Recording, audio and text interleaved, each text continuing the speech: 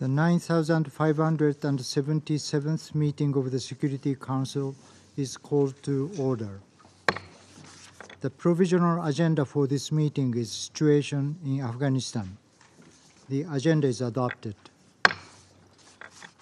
In accordance with Rule 37 of the Council's Provisional Rules of Procedure, I invite the representative of Afghanistan to participate in this meeting. It is so decided. The Security Council will now begin its consideration of Item 2 of the agenda.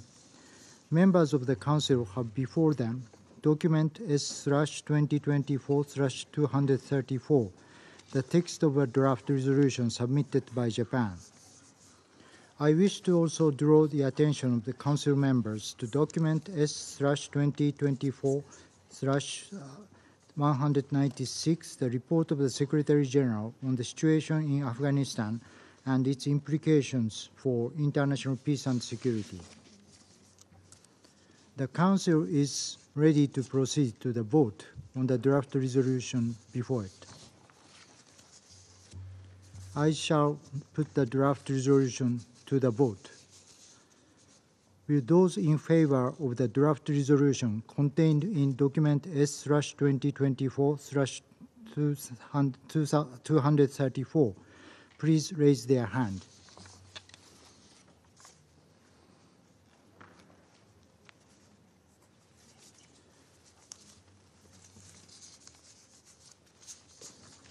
The result of the voting is as follows. The draft resolution received 15 votes in favor. The draft resolution has been adopted unanimously as Resolution 2727/2024.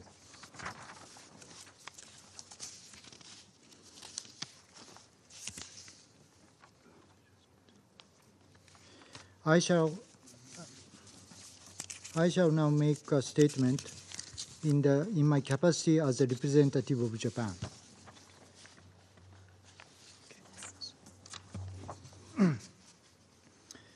I am pleased today we were able to unanimously adopt this resolution extending the mandate of UNAMA for another year. As the pen holder on Afghanistan file, I would like to express Japan's heartfelt appreciation to all our fellow Council members for their constructive engagement, valuable inputs, and flexibility throughout the negotiation process in order to reach consensus. The resolution we have just adopted ensures that UNAMA will remain equipped with a sufficient, robust, and flexible mandate as it tackles the multifaceted challenges faced by Afghanistan. UNAMA's role is more important than ever in addressing the worsening humanitarian and human rights situation, especially for women and girls. The mission's presence is indispensable as we, the international community, seek to deepen engagement and build confidence with the Taliban as agreed during the Special Envoy's meeting in Doha last month. This resolution will also send a strong message to the people in Afghanistan that the United Nations, backed by the Security Council, will continue to work tirelessly for them, especially those who are in difficult situations. In closing, I'd like to stress that Japan remains committed to provide its full support for UNAMA's role and functions under the leadership of Special Representative Otunbayeva. I also extend our sincere appreciation to the entire UNAMA staff for their dedication for the people of Afghanistan. We look forward to further enhancing cooperation on the ground between UNAMA and our embassy in Kabul. Thank you. I now give the floor to those members of the Council who wish to make statements after the vote. I give the floor to the representative of China. 主席先生， Mr. President, 中方对两亚团授权延期 China 决议草 voted 案 in 投了 favor 赞 of 成 the 票。 draft resolution extending the mandate of the 这 UNAMA. 主要是基于我们对联合国工作的支持， This is based 对 on 奥通巴耶娃 our 特别代表 support 的支持。 for the work of the United Nations 中 and 方 for 期 the 待两亚 special 团在特别 representative 代表女士的 Autumn 带领 Bayeva 下，为促进 China 阿 hopes 富汗 that 的稳 UNAMA 定 under 发 the 展 leadership of 和 Madam 融入地区合作， Special Representative 为 will 帮助 continue 阿富 to 汗人 play an 民 active role in 开辟 promoting 美好生 Afghanistan's 活， stability, 继续 development, 发挥 and integration 建 into 设性的作 regional 用。 cooperation, and in helping the 与此 Afghan 同时， people build a 我 better 们 life. 对决议草案 At the same 未能 time, 与时俱进 we 地 regret that the 反映 draft 阿富汗问题 resolution 的最 fails 新 to 进展， reflect the latest 感到 developments in 遗憾。 Afghanistan by keeping pace with the times. 外国军队撤出2年半以来， 2.5 阿 years 富汗 after 国 the 内局势 withdrawal of 总体 foreign 稳定， troops, Afghanistan 经 is 济民 seeing 生 an 得到 overall 改善， stable domestic 地 situation, 区合作持续扩 improvement 展， in its economy and people's 同时在 livelihoods, 人道局势、 sustained 经 expansion 济 of 发展、 regional 恐怖 cooperation, 威胁等 while 方 at 面 the same time 依 it 然 still 面临 faces 严峻 severe 的挑战。 challenges in such areas as the humanitarian 国际社 situation, 会 economic 应该从阿 development, 富汗 and 临时政府 territorial 加强 and 接触， terrorist threat. 一 The 方面 international 要保 community 障 should 对阿富 strengthen 汗的 its 人道援助， engagement with the Afghan interim 另一方 government, 面要在扫 ensuring 雷、 humanitarian 替代 assistance 种 on the 植、 one hand, 恢 and 复银行 providing 系 more 统、 help in 解 mine 冻海外 clearance, 资产、 alternative development, 保障 restoration of the 全体 banking 人民 system, 权益等方 unfreezing 面 of overall 提供更 assets, 多 and 的帮助。 safeguarding the rising interests of the entire 执笔 population 国 on 提 the 交的 other. 决议草案 The draft 给人的印 resolution 象是， submitted by the penholder 2 gives the 年多 impression 来 that 形势没 the 有任 situation 何 has 变化， remained unchanged for 这 over 与 2实际情 years, 况显然是 which 脱 is 节的。 clearly a disconnect with reality. 联阿团自2002年成立以 Since 来， its 根据 establishment 形 in 势变化， 2002, 多次调整 UNAMA 秘 has, 书长 in 向 line 安 with 理 the 会 changing 报告的周 situation, 期， made several adjustments of Secretary 考虑到 General's 阿富汗 reporting 安全局势 cycle 总 to 体 the 趋稳， Security Council. In 中 light 方 of 在 the 此次 overall 磋商中提 stabilization 议 of the security 适 situation in 当 the country, 延 China 长报告的 proposed 周期， during consultation that the 这并不妨碍安理 reporting 会根据 cycle 需要 be 随时审 extended 议阿 as 富汗问题， appropriate. Doing that 也 would 绝不 not 意味 prevent 着 the 对阿 Council 富汗 from 人民的 considering 支 the 持 issue 有 of 任何弱化。 Afghanistan whenever necessary, nor would it 我 in 们总 any 的 way 考虑 imply 是， any 希 weakening 望 of 安理 support 会 for the 围 Afghan 绕阿 people. 富汗 Our 采取 overall 的行动， consideration is that we hope 能够符 actions 合 taken 形 by 势的 the 发展， Security Council with 能够 regard 契 to 合阿富 Afghanistan 汗人民 will 的 be 需要。 in line with the development of the 中方 situation and the 愿继续 needs 就 of 有 the 关 Afghan 问题 people. 同各方 China stands 保 ready 持 to 沟通。 continue to maintain communication with all 谢谢 parties 主 on 席。 relevant issues. Thank you, Mr. President. I thank the representative of China for their statement. I give the floor to the representative of the United States. Thank you, Mr. President. The United States is deeply committed to supporting the Afghan people, and therefore we are deeply committed to supporting UNAMA. I want to commend the UNAMA staff on the ground in Afghanistan who are performing critically important work under difficult and dangerous conditions, as well as thank Japan for its leadership over the mandate renewal process, which ensures that these efforts will continue. By extending the mandate, this Council has enabled the United Nations to continue addressing the international community's key priorities in Afghanistan, alleviating the country's widespread humanitarian emergency and economic crisis, promoting peace and stability, facilitating dialogue between all relevant Afghan political actors and stakeholders, and supporting efforts to restore the human rights and fundamental freedoms of all Afghans, and particularly women and girls, empowering them to participate freely, fully, and meaningfully in every aspect of society. These are worthy efforts every day, and especially today as we celebrate Women's History Month and convene the 68th session of the Commission on the Status of Women. Colleagues, we all have more work to do when it comes to Afghanistan, but today's unanimous vote sends a very strong message. Regarding a UN Special Envoy, we again call on the UN to fully implement Resolution 2721, undertaking consultations and ultimately appointing someone to work with the international community, the Taliban, and Afghans. The Afghan people deserve to see peace, security, and stability, to enjoy human rights and fundamental freedoms. Let us continue to work together to create that reality. Thank you, Mr. President. I thank the representative of the United States for their statement. I give the floor to the representative of Russian Federation. Господин председатель, Российская Федерация проголосовала сегодня в поддержку резолюции Совета Безопасности, продлившей мандат миссии ООН по содействию в Афганистане на 12 месяцев. Исходим из того, что установленные резолюцией Совета Безопасности 2626 параметры позволяют миссии в полном объеме осуществлять свою деятельность в Афганистане в критически важный для страны период. Отмечаем самоотверженную работу ООНовского персонала в Афганистане и лично главы МОНСА Розы Атунбаевой, добросовестно выполняющих возложенные на них задачи в непростых условиях. Убеждены, что последовательная поддержка Советом Безопасности усилий ООНовской миссии служит сигналом народу Афганистана об общей приверженности международного сообщества установлению долгожданных мира и стабильности в этой многострадальной стране. Императивом остается сохранение прагматичного взаимодействия МОНСА с де-факто властями для обсуждения всех проблем в соответствии с возложенными на ООНовцев задачами. Приоритетное значение при этом имеют усилия миссии на гуманитарном треке и ее способность выполнять свои обязанности по координации международного гумсодействия стране, оказанию поддержки в первую очередь наиболее уязвимым группам населения – женщинам, детям, пожилым и инвалидам. Это особенно важно с учетом нерешенности вопроса с замороженными активами и беспрецедентных односторонних санкций. На этом фоне не выдерживают никакой критики попытки политизации гуманитарной сферы под разными предлогами. На наш взгляд, это аморально и недопустимо. Вызывает сожаление неконструктивная позиция отдельных членов Совета, изначально продемонстрировавших готовность обсуждать гуманитарные вызовы исключительно в привязке к ситуации с правами человека и отражать в тексте новые реалии лишь в удобном для них ключе. Такие действия расходятся с громкими лозунгами о заботе о простых афганцах, важности нормализации ситуации в стране и выстраивания всеобъемлющего реалистичного подхода, конечная цель которого – международная реинтеграция Афганистана.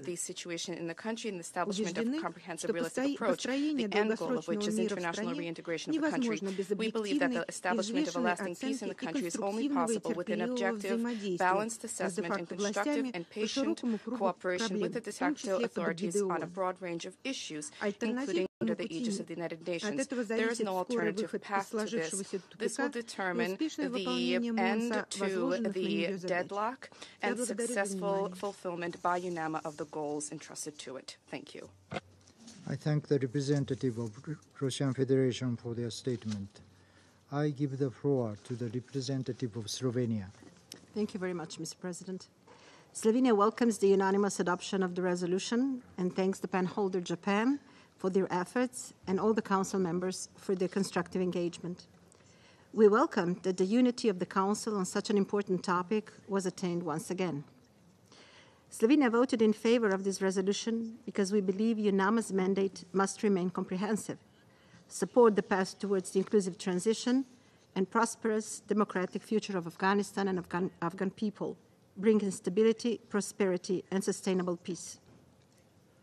With the unanimous extension of UNAMA's mandate, the Council reaffirmed its support for the UN's work in Afghanistan.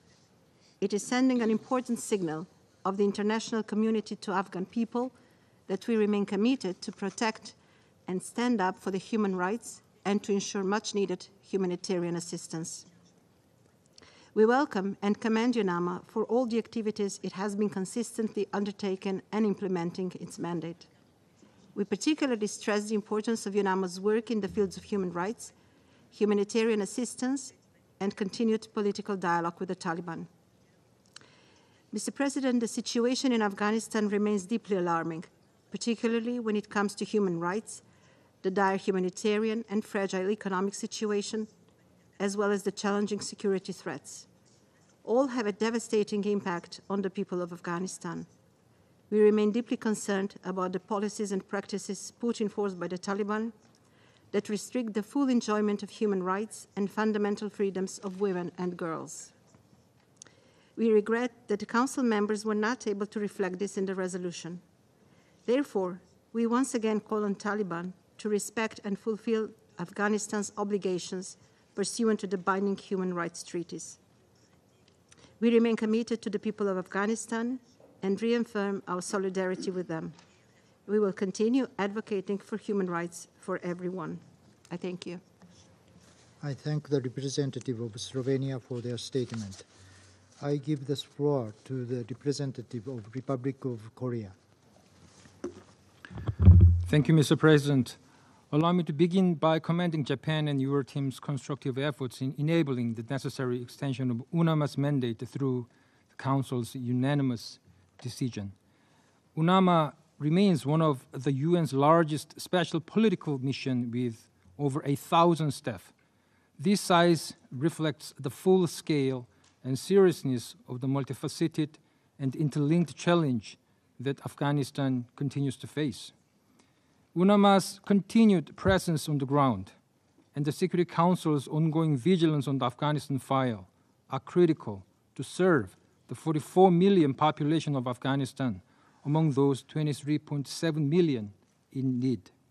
We reaffirm our full support UNAMA's strengthened role in coordinating and facilitating the provision of humanitarian assistance in line with the international law and the humanitarian principles. Mr. President, the new school year starts soon in Afghanistan. Yet, 1.4 million girls have been excluded from secondary education. The Republic of Korea stands with the women and girls of Afghanistan who continue to endure the systematic oppression targeting them, remaining deprived of human rights and the fundamental freedoms. We use words like continue or remain, but this status quo is not static. The status quo is exacerbating the sufferings of the Afghan people day by day, and we should never get used to this. We are at critical juncture for initiating in-depth discussion on a long-term roadmap for the reintegration of Afghanistan to the international community. In this course, the needs and aspirations of the Afghan people should always be the main rationale behind our consideration. Before closing, as a country from the region, a major donor and a long-standing supporter of the people of Afghanistan, Korea pays tribute to UNAMA, other UN agencies, and NGOs in Afghanistan for their tireless work. We look forward to holding the next quarterly briefing from UNAMAS as the Council of Presidency in June. I thank you. I thank the representative of Republic of Korea for their statement. I give the floor to the representative of Ecuador. Gracias, señor presidente. Thank you, Mr. President.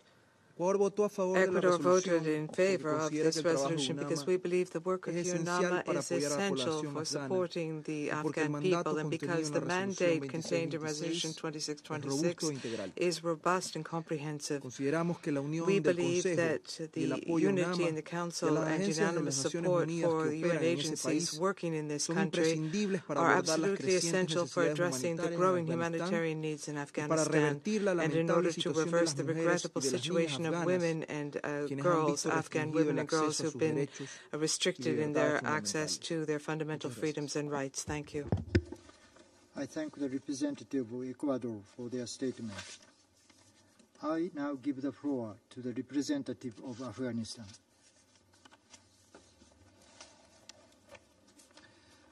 Thank you, Mr. President, for convening this meeting and for leading the Council's efforts to maintain global peace and security. We deeply appreciate the unanimous agreement of the United Nations Security Council to renew UNAMA's mandate in Afghanistan. We fully support UNAMA's vital role in the country and commend Japan for facilitating the adoption of today's resolution. This renewal is critical as Afghanistan faces a severe crisis, exacerbated by the Taliban's lack of commitment and failure to address the situation, engage constructively, and establish a just, responsible, inclusive, and representative system of governance. The system must respect human rights and ensure women's inclusion as promised to the world and the people of Afghanistan. We are pleased that today's resolution highlights UNAMA's crucial role in promoting peace, stability, and inclusive governance in Afghanistan, particularly in monitoring and reporting on human rights, including the situation of women and girls. We thank all international partners for their firm support for Afghan women and girls during the recent Commission on the Status of Women meetings. We urge continued unity and consensus in the international community's principled engagement with Afghanistan to guide the country toward stability. We are grateful to the Special Representative of Secretary General and the UNAMA team for their unwavering efforts in challenging circumstances. Looking ahead, stabilizing Afghanistan and reintegrating it into the international system requires a legitimate, inclusive, and representative governance system based on the justice, the rule of law, and the will of the people that responds to the needs and concerns of the Afghan people and the international community. We hope the UN's focus on political dialogue remains a priority alongside other aspects of UNAMA's mandate. In closing, we thank all Council members for renewing UNAMA's mandate and for their continued support for the Afghan people, especially women and girls. Your support is crucial for lasting peace in a united and inclusive Afghanistan. I thank you. I thank the representative of Afghanistan for their statement. There are no more names inscribed on the list of speakers. The meeting is adjourned.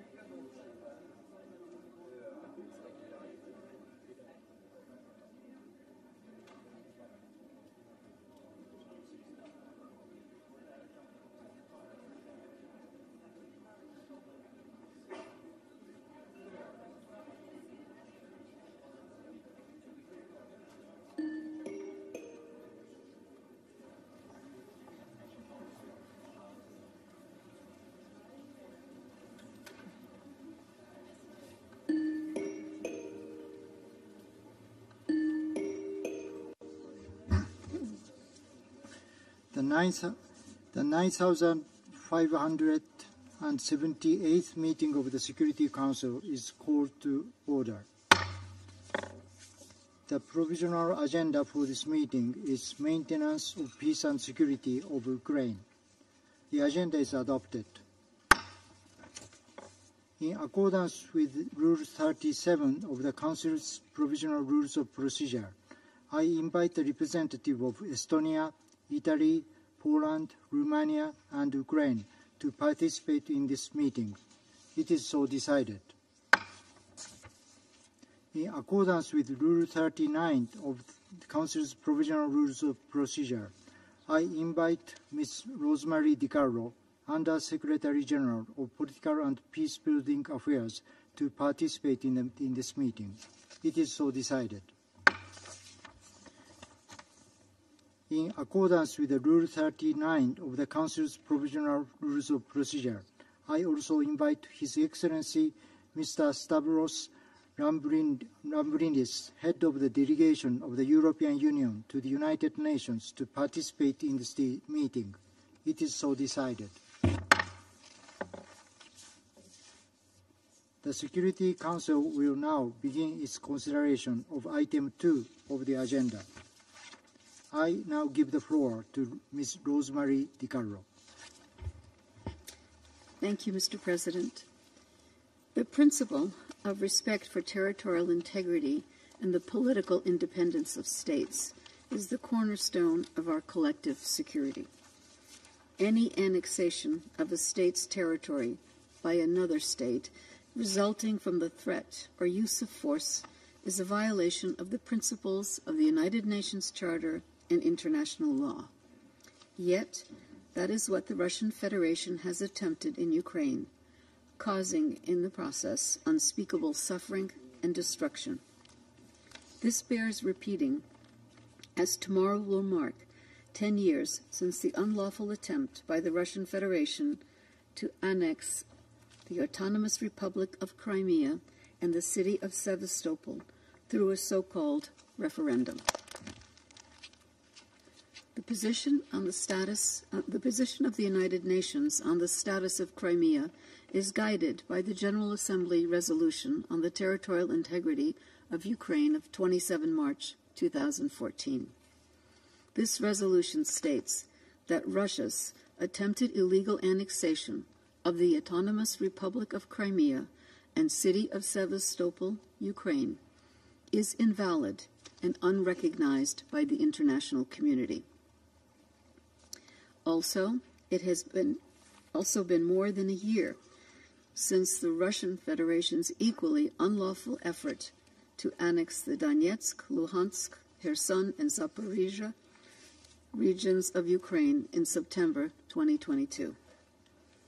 Just days later, on 12 October 2022, the General Assembly overwhelmingly adopted the resolution entitled Territorial Integrity of Ukraine, Defending the Principles of the Charter of the United Nations.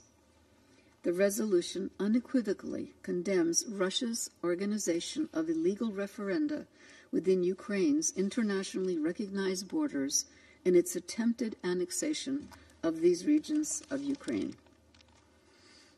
It also declared that these actions, quote, have no validity under international law and do not form the basis for any alteration of the status of these regions of Ukraine, end quote.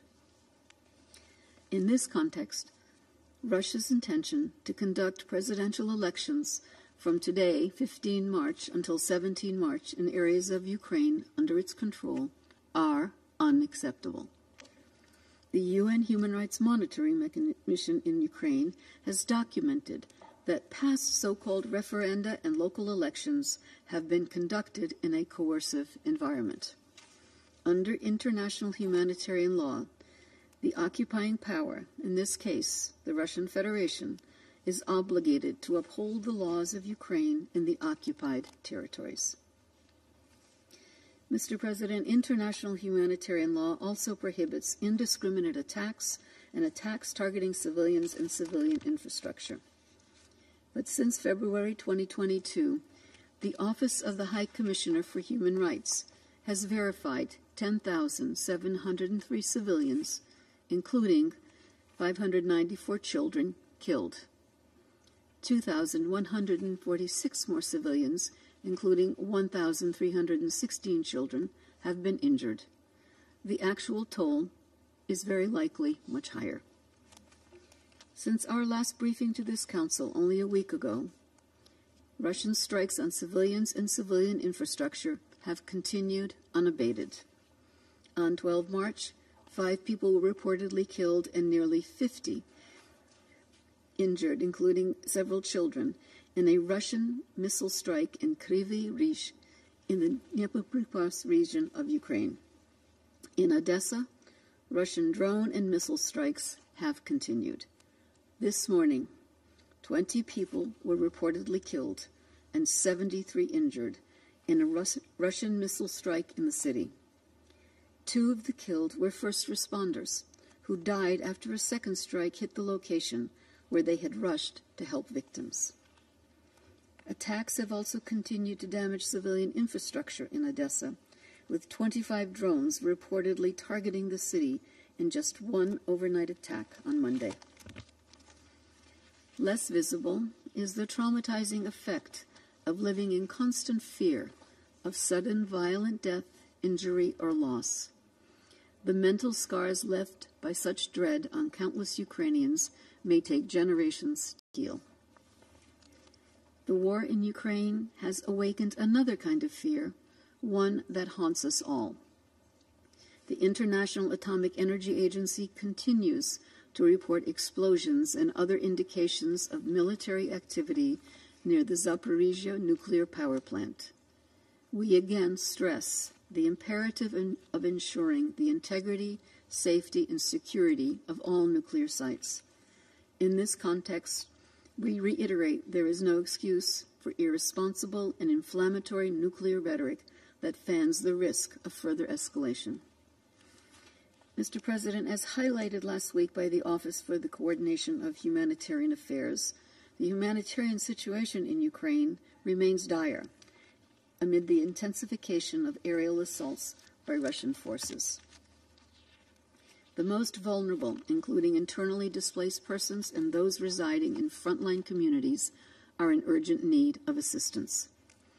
Sustaining the donor support to the UN Humanitarian Response Plan is imperative to alleviate the suffering of those affected by the conflict. Despite our persistent efforts, humanitarian access to the Russian-occupied territories remains restricted, raising grave concerns for the well-being of civilians residing in these areas. Mr. President, the UN Human Rights Monitoring Mission in Ukraine has been on the ground for 10 years to monitor and report on human rights violations, including in occupied Crimea. In Crimea, OHCHR has consistently reported on the unlawful imposition of Russian citizenship and laws, intimidation and pressure to participate in illegal electoral processes, suppression of freedom of expression and religion, and other human rights violations. Similar patterns of violations are emerging in the occupied regions of Donetsk, Luhansk, Kherson, and Zaporizhzhia. Since December 2023, our human rights colleagues have recorded a disturbing increase in reports of allegations of extrajudicial executions of prisoners of war by Russian forces. As of today, OHCHR has verified 3 cases of execution of 7 Ukrainian POWs, while an additional 9 cases of alleged executions involving at least 25 Ukrainian POWs are still being verified. OHCHR has also documented a pattern of arbitrary detentions and possible enforced disappearance of local officials, journalists, civil society activists, and other civilians at the hands of Russian armed forces in occupied areas of Ukraine.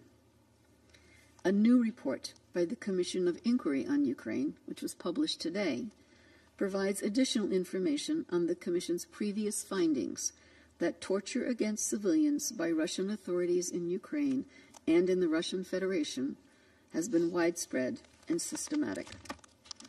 Victims' accounts disclose relentless, brutal treatment, inflicting severe pain and suffering during prolonged detention with blatant disregard for human dignity. This has led to long-lasting physical and mental trauma. All perpetrators of such egregious violations must be held accountable. We will support efforts to this end by continuing to record these cases and to implore the Russian Federation to facilitate access to all detainees. Mr. President, as this war is now in its third year, peace continues to elude us. The rising toll of the war on the people of Ukraine is undeniable. Furthermore, as reiterated during the ongoing 68th session of the Commission on the Status of Women, conflicts worldwide, including in Ukraine, have an acute impact on the lives of women. Women constitute the vast majority of the 6.2 million people forced to flee their homes during the war, which jeopardizes the strides made toward gender equality and exacerbates existing inequalities. Despite immense obstacles, Ukrainian women have been at the forefront of humanitarian initiatives. Women-led civil society groups were among the earliest responders to the full-scale invasion.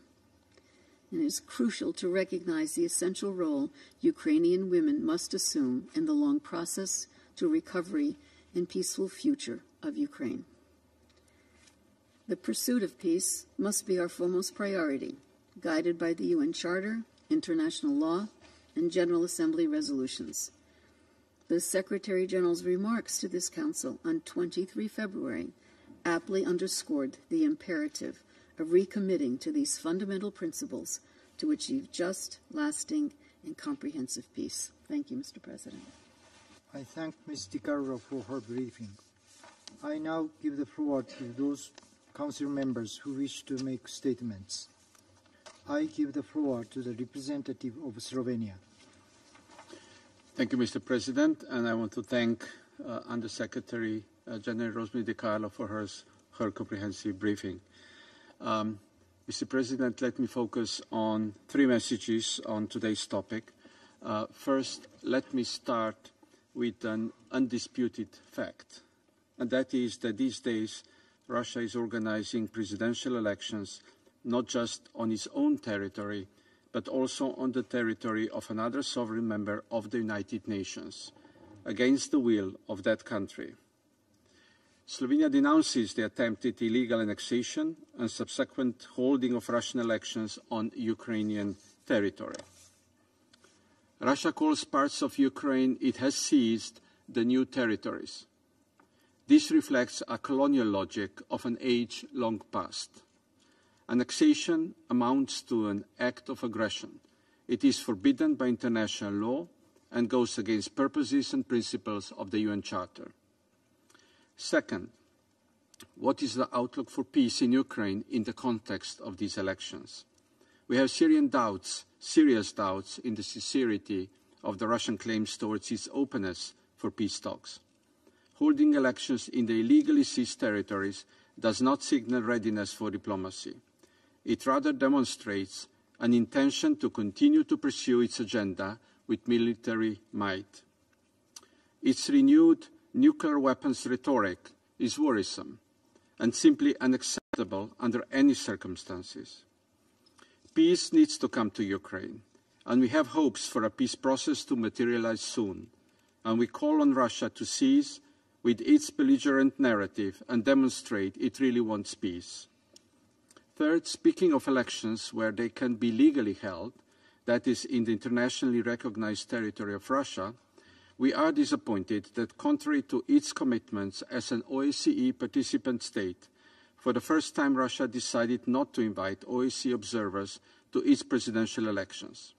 We regret that the country's voters will be deprived of this instrument of impartial and independent assessment of their elections. Thank you. I thank the representative of Slovenia for their statement. I give the floor to the representative of the United States. Thank you, Mr. President. Let me start by thanking Undersecretary General DiCarlo for briefing us on the current situation in Ukraine, Ukraine's temporarily occupied territory, and Ukraine, who who called and is here for this critical meeting. I want to start by condemning Russia's devastating missile attacks on Odessa today, attacks that left at least 14 people dead and dozens more wounded. This violence is unconscionable, and it is inextricably linked with the matter we are here to discuss: sham presidential elections in Ukraine's temporarily occupied territories. For those who have questions about Russia's intentions in Ukraine, there's an old saying you may have heard before. Once is a fluke, twice is a coincidence, and 3 times is a pattern. Now, I wouldn't exactly describe Russia's 2014 invasion of Ukraine, purported annexation of Crimea, and sham referendum a fluke. Nor do I believe that the sham Russian presidential elections held there 4 years later is a coincidence. Both of these illegitimate acts were cynical attempts by the Kremlin to legitimize Putin's illegal attempt at a land grab.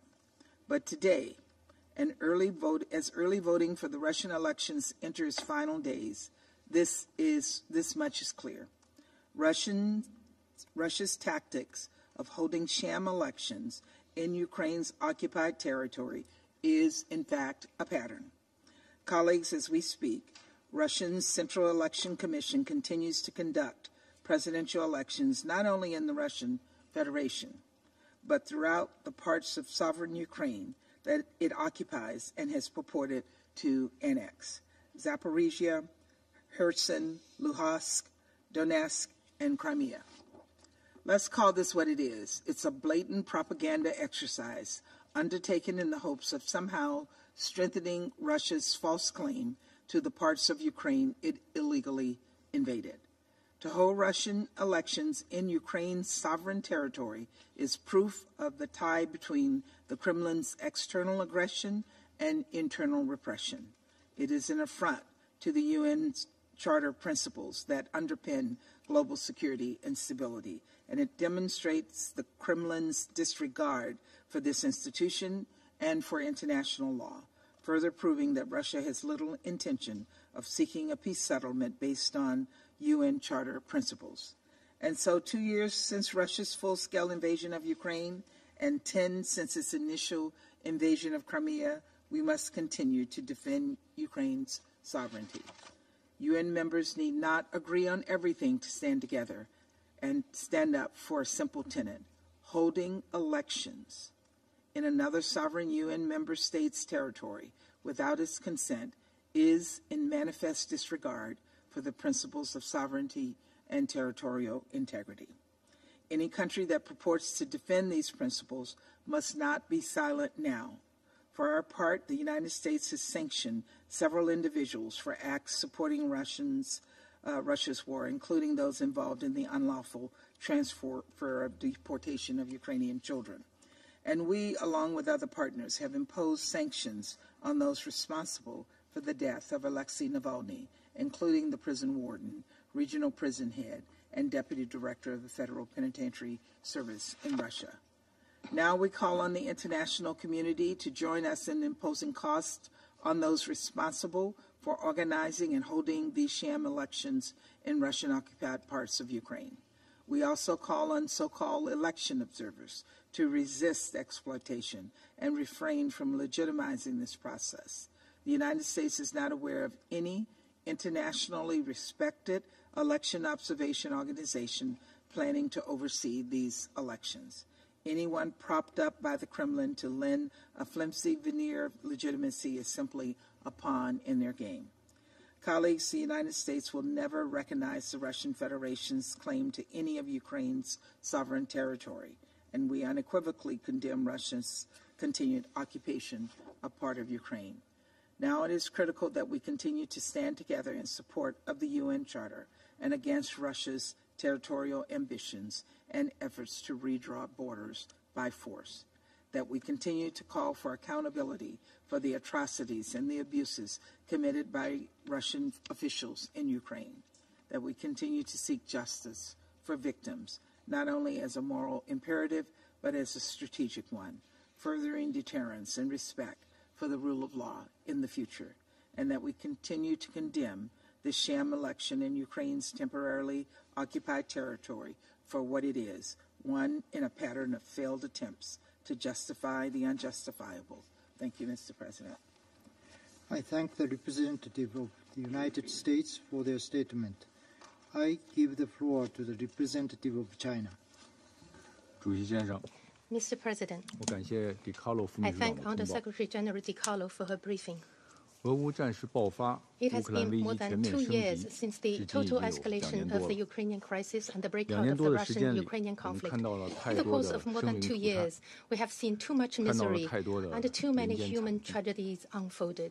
在这个大厅 In 里， this 我们也 very 听到了 chamber, 太多 we 的 have 悲 also 愤和呼 heard 吁。 too much expression of grief and 劝说 pain, 和激烈。 appeals and persuasion, and heated 目前 debate. 战火 With the 仍在 fighting 延宕， still ongoing, 外溢风 the 险 risk of 持续显 spillover 现。 continues to emerge.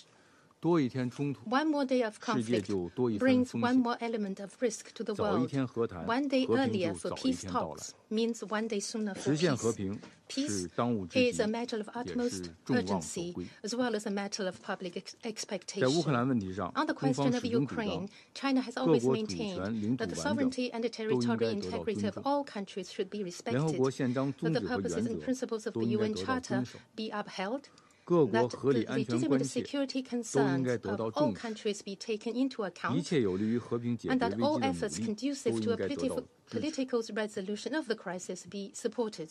我们再次呼 We 吁冲突 reiterate 当 our 事方 call on the 展现 parties to 政 the 治意 conflict 愿， to 相 demonstrate 向而 political 行， will, move 凝聚 towards 共 each 识， other, build 早日停 consensus, 火止战， cease fighting, 开 and 启和 start 谈。 peace talks at an early date. 呼吁国际 We 社会 call on 加 the 大外交 international 斡旋， community to step 为 up 推 its 动局势 diplomatic 缓和、 efforts to create 实现政 conditions 治解决 for 创造条件。 de-escalating the situation and achieving a political settlement. 中方始终秉持 China 客观 has 公 always 正立场， maintained an 坚持 objective 劝 and 和促 impartial 谈。 position and has persisted 近 in 日， promoting 中国政 peace 府 and 欧亚事务 negotiation. 特别代 Recently, 表 the special 访问了 representative 俄 of 罗 the 斯、 Chinese government 乌克兰、 on 欧 Eurasian 盟、 affairs visited 波 Russia, 兰、 Ukraine, the 德 EU, 国、 Poland, Germany, 法 and 国， France, where 就政治 he 解决乌克兰 engaged 危 in an 机，同 in-depth 相关各 exchange of 方深 views 入 with 交换意 relevant 见， parties on the political 穿梭 settlement 斡 of the 旋， Ukrainian crisis, 传递 carried 信 out 息。 shuttle mediation 我们 and 支持 relayed 适时 messages 召 and 开俄 information. 乌双 We 方认 support 可、 the holding in due 各 course 方 of an 平等 international 参与， peace conference that 对 is 所有和平 recognized 方 by 案 both 进 Russia and 行 Ukraine, 公平 and 讨 one 论的 that 国际 ensures 和 the 会。 equal participation of all parties in the fair discussion of all 中 peace 方愿为 plans. 俄乌双方开 China 展 is 谈 ready 判， to provide 提 the 供必要 necessary 条件， conditions for Russia and Ukraine to 继续 engage 为推 in 动危机的政治 negotiations 解决 and will 发 continue 挥 to play a 建设 constructive 性作 role 用。 in promoting a political solution to the 谢谢主席。 crisis. Thank you, Mr. President. I thank the representative of China for their statement. I give the floor to the representative of Sierra Leone. Mr. President, I thank you for convening this meeting. Let me also thank USG Rosemary DiCarlo for the valuable information provided in her briefing. I welcome the participation of the representative of Ukraine in this meeting. Mr. President, as we convene in another deliberative session on the conflict in Ukraine, Sierra Leone makes the point of reiterating our call for the full respect of the United Nations Charter, its principles, including the national sovereignty and territorial integrity of its member states, in this case, Ukraine, within its internationally recognized borders. In this regard, we express serious concern regarding the decision to hold an external electoral exercise scheduled for 15 to 17 March 2024 in the annexed regions within Ukraine's internationally recognized borders. We are of the firm view that such actions are not in tandem with the principles of the United Nations Charter, in particular the principle evinced in Article 2, Paragraph 4, and has serious implications on the peaceful resolution of the conflict in Ukraine. On 29 September 2022, Donetsk, Luhansk, Kherson, and Zaporizhia region of Ukraine were unilaterally declared as part of the Russian Federation after the conduct of disputed referenda. In this regard, we wish to recall UN General Assembly Resolution ES 11.4, which noted that Donetsk, Kherson, Luhansk, and Zaporizhia regions of Ukraine are areas that, in part, are or have been under the temporary military control of the Russian Federation in violation of the sovereignty, political independence, and territorial integrity of Ukraine. We also take note of the previous General Assembly resolutions, including 62/262, which also addressed the referendum held in the Autonomous Republic of Crimea and the city of Sevastopol, and the call for non-recognition of any alteration of their status on the basis of the referendum. The UN General Assembly, in its resolution 2625 of 24 October 1970, in approving the Declaration on Principles of International Law concerning friendly relations and cooperation among states in accordance with the Charter of the United Nations, reaffirmed and restated the customary international law principle that, and I quote, the territory of a state shall not be the object of acquisition by another state resulting from the threat or use of force, and that any attempt aimed at the partial or total disruption of the national unity and territorial integrity of a state or country or at its political independence is incompatible with the purposes and principles of the Charter, end of quote. In this context, we also recall Security Council Resolution 2202, reaffirming its full respect for the sovereignty, independence, and territorial integrity of Ukraine. Premised on the above, Sierra Leone agrees and aligns itself with the Secretary General's statement of 29 September 2022, in which we recall that any annexation of a state's territory by another state resulting from the threat or use of force is a violation of the principles of the Charter and international law. Mr. President, Sierra Leone firmly believes in upholding the fundamental principles enshrined in the UN Charter, particularly those related to respecting the territorial integrity and political independence of all member states, and call for the full respect of the national sovereignty and territorial integrity of Ukraine within its internationally recognized borders. And this includes the holding of external elections in the annexed regions of Ukraine. Sierra Leone also places high premium on the UN Charter provisions for parties in a dispute to settle such dispute by peaceful means. Accordingly, we urge for good faith diplomatic efforts to resolve the conflict, addressing the legitimate concerns of the parties to the conflict. We further urge the parties to refrain from taking actions that reduces the chances of a diplomatic solution. Sierra Leone remains steadfast in its support for efforts that contribute to peace, stability, and security in the region. Let me conclude, Mr. President, by reiterating a call for meaningful steps to be taken towards the immediate cessation of the hostilities and a peaceful resolution of the conflict. I thank you. I thank the representative of Sierra Leone for their statement. I give the floor to the representative of Republic of Korea. Thank you, Mr. President. I also thank USG DiCarlo for her briefing.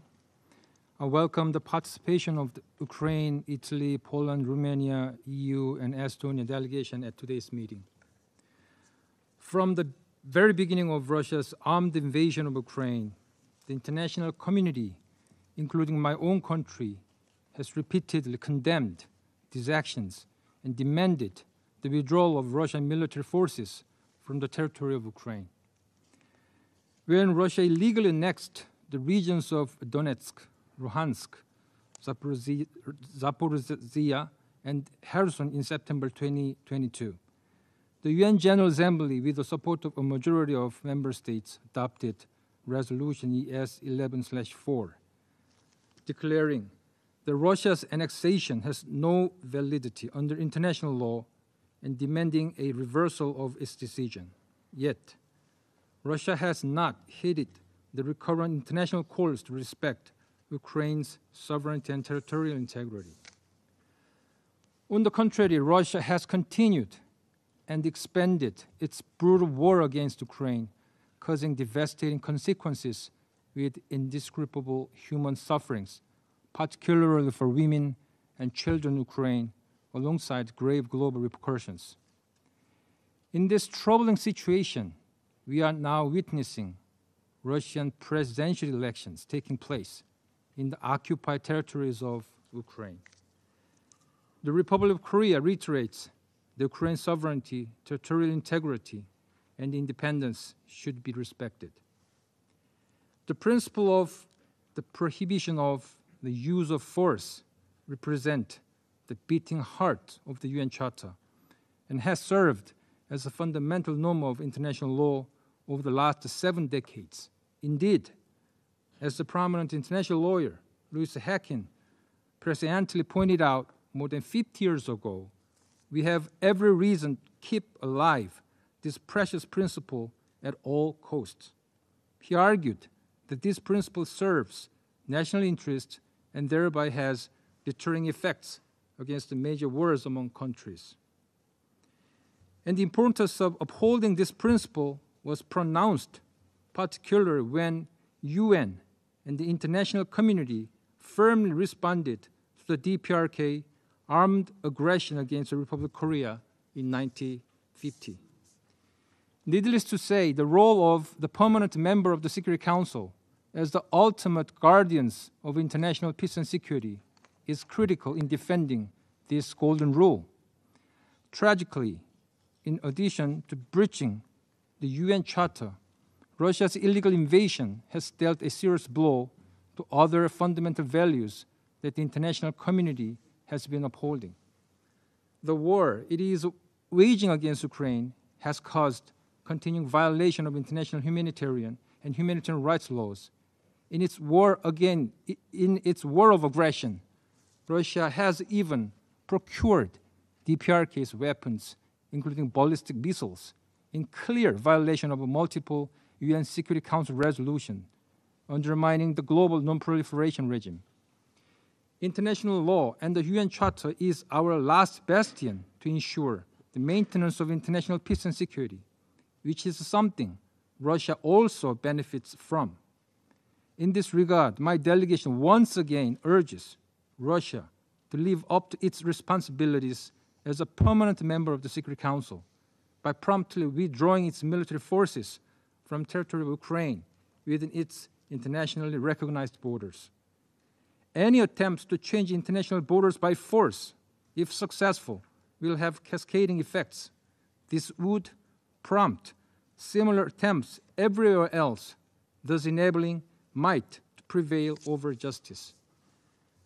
The Republic of Korea, which has proud history of both defending and rebuilding its nation alongside the UN, will continue to stand with Ukraine and its people in their noble endeavors toward a comprehensive, just, and lasting peace within their territories in line with the UN Charter. I thank you. I thank the representative of the Republic of Korea for their statement.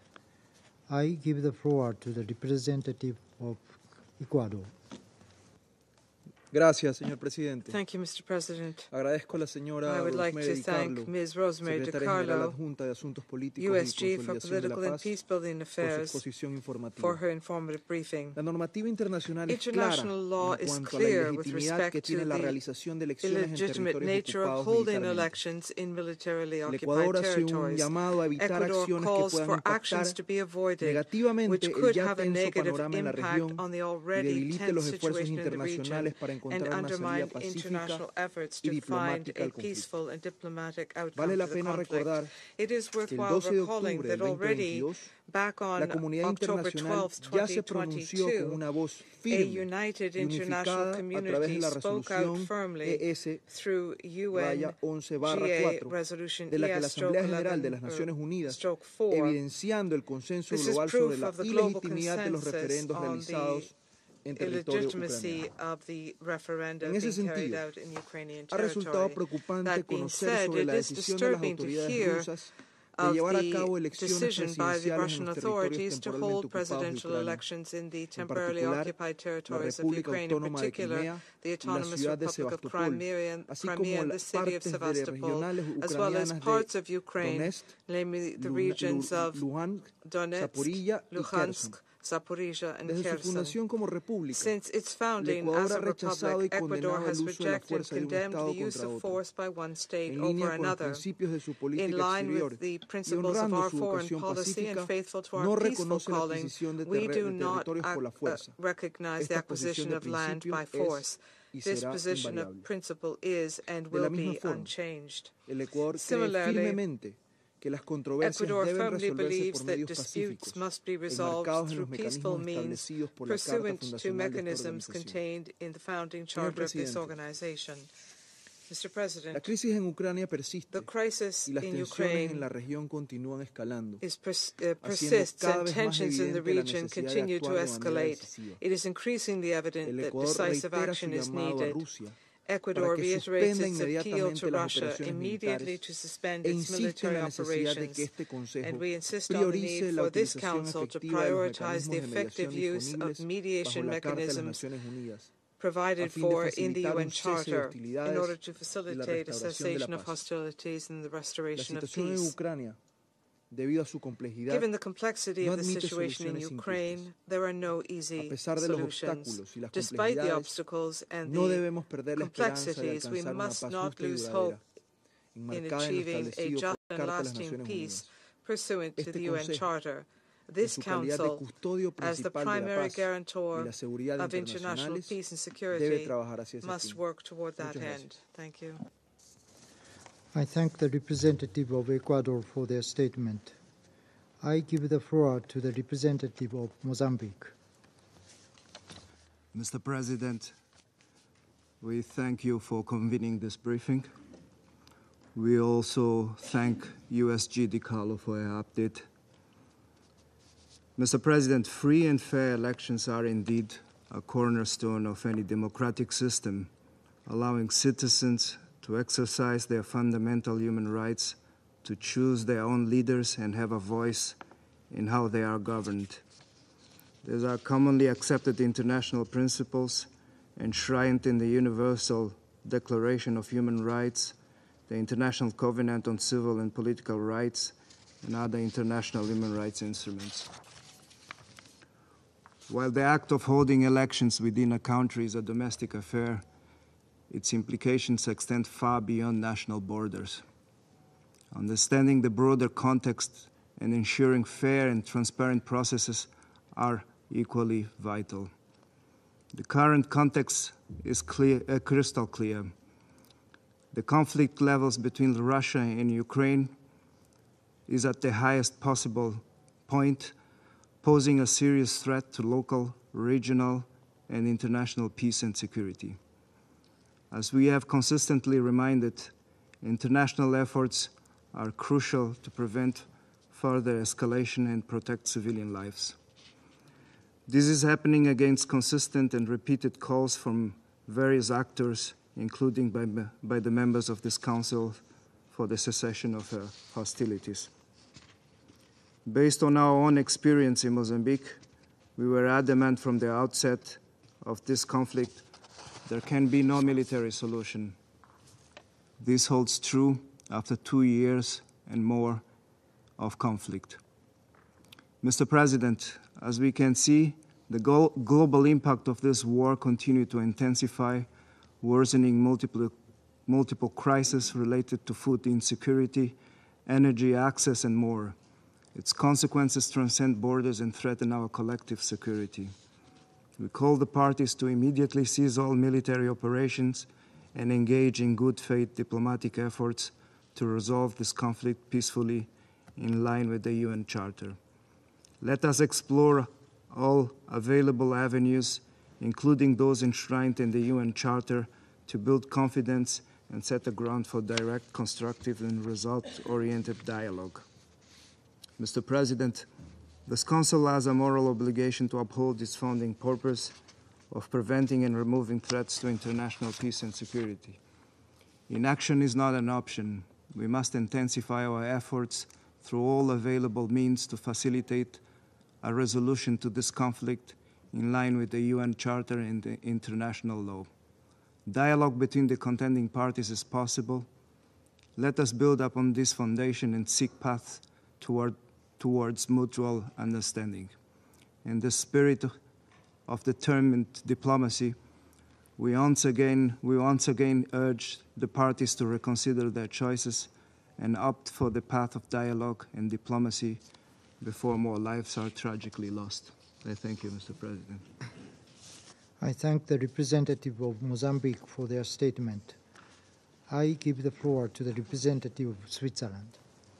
Merci, Monsieur le Président. Thank you, Mr. Je President. remercie la secrétaire générale adjointe Rosemary DiCarlo pour son intervention. La Charte des Nations Unies nous engage toutes et tous à respecter la souveraineté et l'intégrité territoriale des États.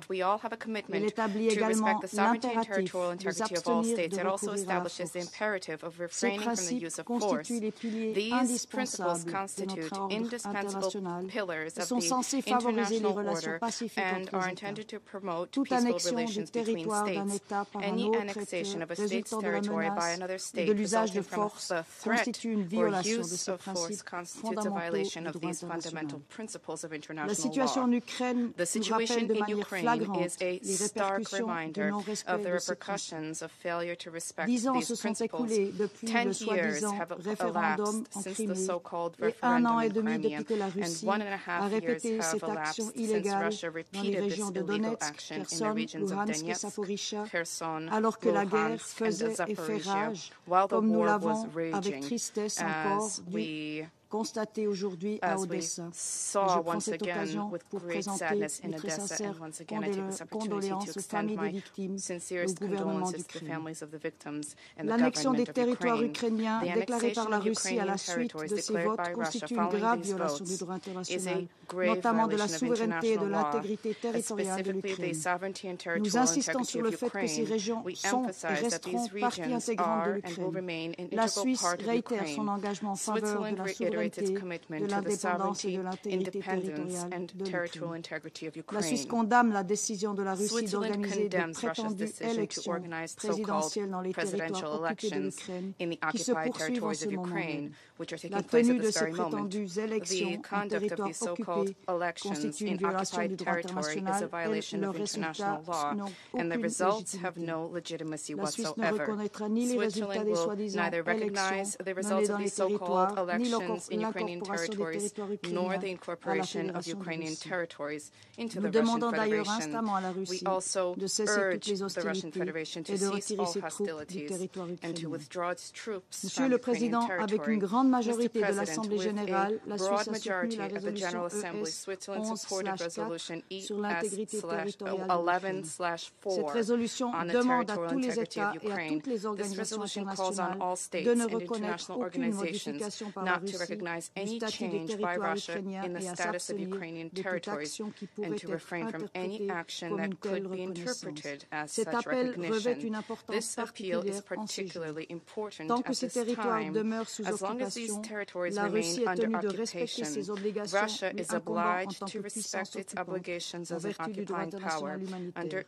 Elle est notamment obligée de respecter l'ordre juridique ukrainien existant. Nous sommes profondément préoccupés par le non-respect actuel de ces obligations et par les violations récurrentes, graves et systématiques des droits humains et du droit humanitaire, comme le souligne le dernier rapport de la Commission d'enquête internationale indépendante sur l'Ukraine et le rapport du Haut-Commissariat aux droits de l'homme sur les 10 années d'occupation de la Crimée.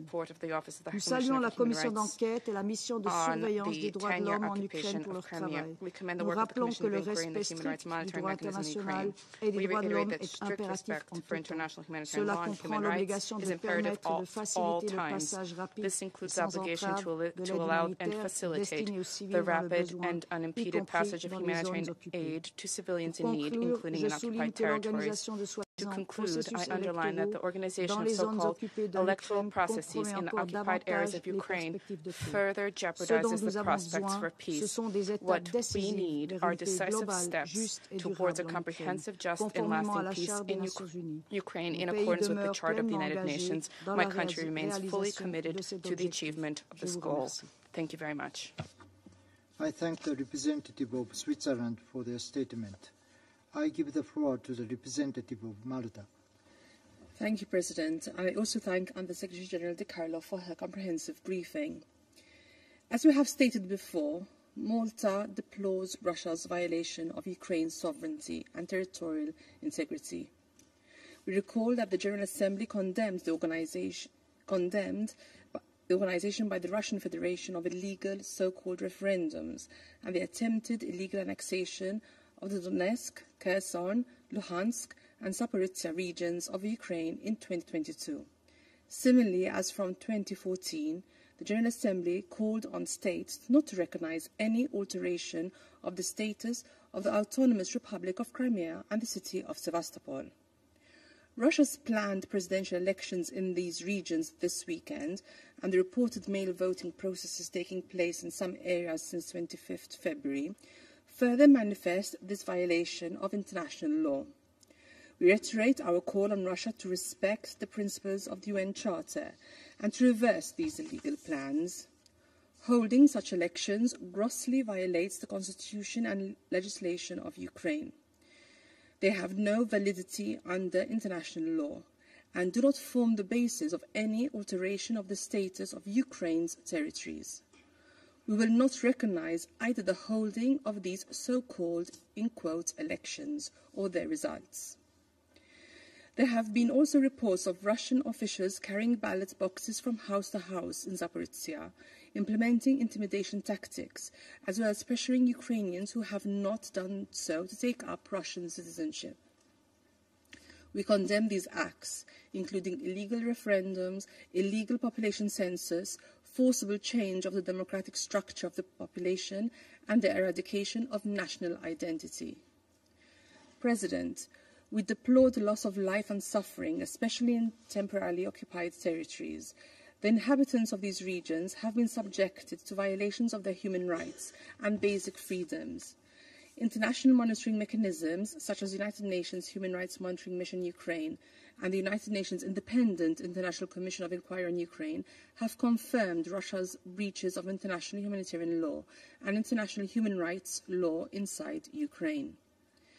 These violations encompass attacks targeting civilians and civilian infrastructure, systematic summary executions, instances of torture and ill treatment, inhumane detention conditions, cases of rape, sexual and gender-based violence, as well as the forced transfer and deportation of children. All are unacceptable. We recall our demand to the Russian Federation to comply with its obligations as an occupying power under international humanitarian law. President, finally, Malta expresses its determination to continue working together within the International Crimea platform to address the challenges stemming from Russia's temporary occupation of Crimea. We recognize the need to continue implementing the policy of non-recognition of the illegal annexations by Russia. We cannot accept a world where these principles and rules are violated with impunity. We cannot accept a world in which might is right. We cannot accept a world which nuclear threats are the norm. We support Ukraine in the exercise of its inherent right of self-defense and to regain full control of all occupied territories within its internationally recognized borders. The only path to a comprehensive, just and lasting peace is for Russia to immediately, completely and unconditionally withdraw all its troops and military equipment from the entire territory of Ukraine and respect its sovereignty and territorial integrity. I thank you. I thank the representative of Malta for their statement. I give the floor to the representative of France.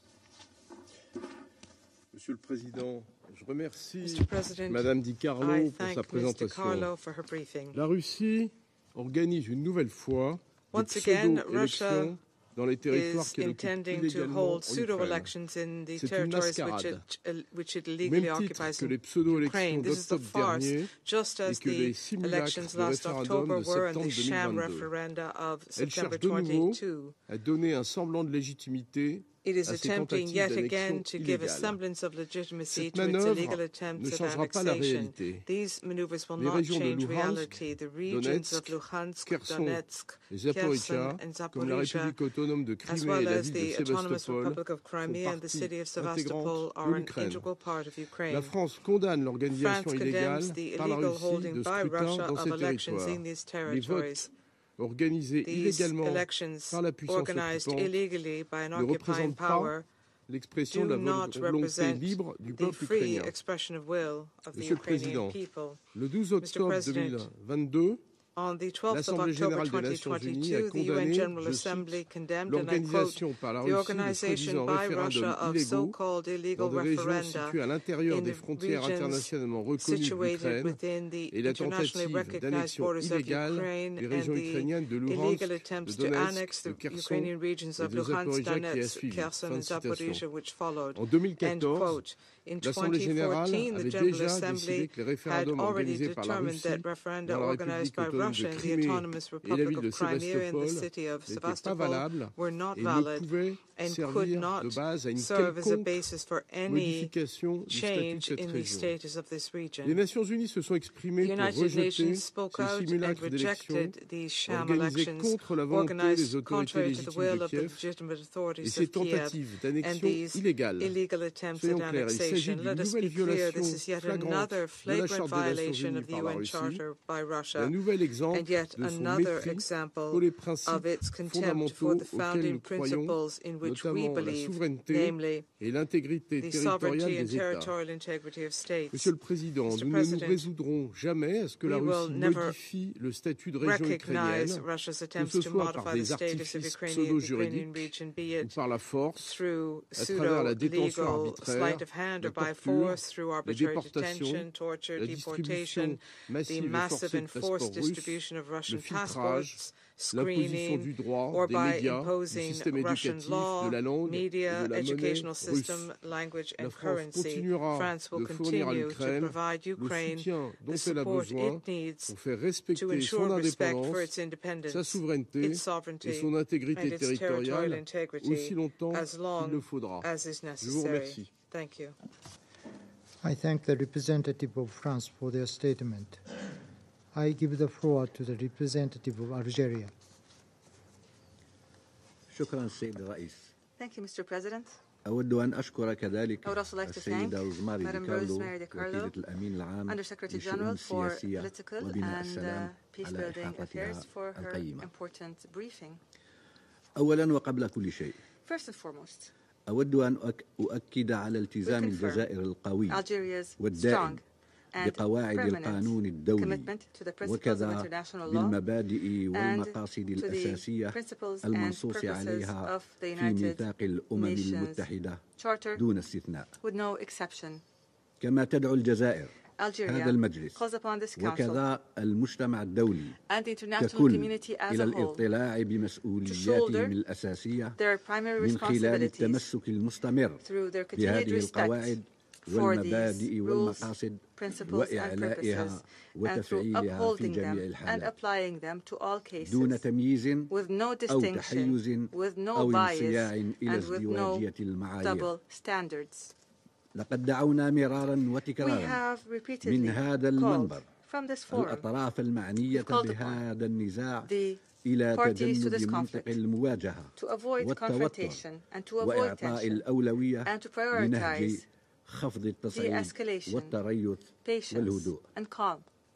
كما شجعناهم We have encouraged على the parties الانسياق في to حوار engage صادق in a genuine وشامل and وبناء comprehensive and constructive بهدف dialogue التوصل إلى to حل arrive at سلمي a permanent, ودائم لهذا peaceful النزاع. solution to this conflict. إضافة إلى هذا Moreover, كنا قد we حذرنا had warned من أن ظاهرة that الاستقطاب the التي تحيط polarization بالعديد that من looms القضايا over الدولية many international وبالخصوص الملف and الأوكراني especially the Ukrainian لا تساعد file بأي شكل in من no way الأشكال help في إيجاد الحلول in the بل effort تزيد to الأمر find تعقيدا solutions. Rather, they make matters even وهو more ما يفضي complicated. إلى And عواقب this would يستعصي lead to التنبؤ بها repercussions that are hard to وتصعب predict إدارتها and even harder to manage. فوحده الحوار Dialogue كفيل alone بتمكيننا من إحراز can التقدم help us make نحو progress حل towards a سلمي peaceful لهذا resolution النزاع. to this conflict. لقد أثبت التصعيد عدم فعاليته Escalation has proven its فدعونا futility. نعطي للسلام So والحوار let us give ولهذا peace and المجلس dialogue a الفرصة chance. Let us give this للقيام council بالمهام a chance المنوطة to به undertake في its الحفاظ على primary السلام responsibilities in والأمن the maintenance الدوليين of international peace and security. ودعونا نضاعف Let جهودنا us double our الدبلوماسية diplomatic efforts لتسريع to الوصول expedite لحل لهذه the الأزمة resolution of this crisis وتحقيق السلام and to العادل achieve والدائم a just and مع lasting الأخذ peace, بعين الاعتبار keeping in mind مبادئ the ومقاصد principles ميثاق and الأمم purposes of the المتحدة United Nations Charter and the legitimate security concerns of all parties. Thank you, Mr. President. I thank the representative of Algeria for their statement. I give the floor to the representative of United Kingdom. Thank you, President. I thank Undersecretary DiCarlo for her briefing. President, I must first address the latest appalling Russian missile strikes on Odessa today. An apparent double-tap strike designed to inflict maximum human casualties and target first responders. Ukrainians are not only mourning the 16 civilians who've lost their lives in Odessa today. Today, Ukrainian civilians in Donetsk, Luhansk, Kherson, Zaporizhia, and Crimea are being forced and intimidated into taking part in a sham election. As the General Assembly has made clear, including in October 2022, when 143 states voted to condemn Russia's attempted illegal annexation, these regions are part of the internationally recognized territory of Ukraine. The people in these territories voted overwhelmingly to join an independent Ukraine in 1991. There is no popular support for Russian rule, historically or today. Yet, Russia continues to defy the calls of UN member states and the Ukrainian people, pressing ahead with its attempt to consolidate its illegal control. Alarming reports have emerged of officials accompanied by troops carrying ballot boxes from door to door, all part of Russia's effort to cultivate a climate of fear and coercion. As the UN Independent Commission of Inquiry on Ukraine has reported today, there is overwhelming evidence that Russian forces have carried out large-scale atrocities in territories under its control since 2022. This includes arbitrary detention, torture, and sexual violence against civilians. And Russia does not allow the UN or humanitarian agencies meaningful access to support the millions of Ukrainians living in these areas. Yet, ordinary Ukrainians continue to demonstrate true bravery by standing strong and resisting Russian oppression. In the past weeks, there's been a surge of demonstrations of resistance. In response, Russia has sent more of its National Guard into these areas to stifle dissent. President, these elections are a sham because of a simple truth. You cannot hold legitimate elections in someone else's country. These elections are a violation of the UN Charter and a fraud, nothing more.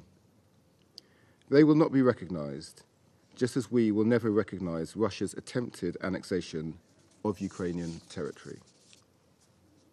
So I call on Russia to respect the call of UN member states and immediately halt these elections on sovereign Ukrainian territory, end its aggression against Ukraine, and adhere to all its international commitments in full. The UK will stand with Ukraine for as long as it takes to secure a just and lasting peace in line with the UN Charter. Thank you. I thank the representative of the United Kingdom for their statement. I give the floor to the representative of Guyana. Thank you, Mr. President. I also thank USG Rosemary DiCarlo for her briefing and welcome the participation of the representative of Ukraine in today's meeting. Mr. President, Guyana was among the UN member states that voted in favor of Resolution ES 11-4 in the General Assembly 2 years ago. In adopting the resolution, member states declared that the attempted annexation of the Donetsk, Kherson, Luhansk, and Zaporizhia regions of Ukraine was invalid and illegal under international law. We demanded then, as we continue to do now, that the Russian Federation cease its military operation in Ukraine and immediately withdraw its forces from the internationally recognized territory of Ukraine. Our affirmative vote for this resolution 2 years ago was a vote to uphold the fundamental principles of international law and the United Nations Charter. One such principle is that of respect for sovereignty and territorial integrity. As set out in the UN Charter, this basic principle, just 6 words, is the bedrock of international law and is fundamental to global peace and stability. By ratifying the UN Charter and the instruments that make up the international legal regime, we, the United Nations member states, consent to and accept their claim of authority and to be bound by them. Every UN member state, therefore, has an obligation to abide by the Charter of the United Nations, as well as the wider body of international law, and is subject to them, must apply them in their international relations, and is equal before them. In this vein, Guyana deplores any action that contravenes these basic tenets of international law, including the threat or use of force against the territorial integrity or political independence of any state.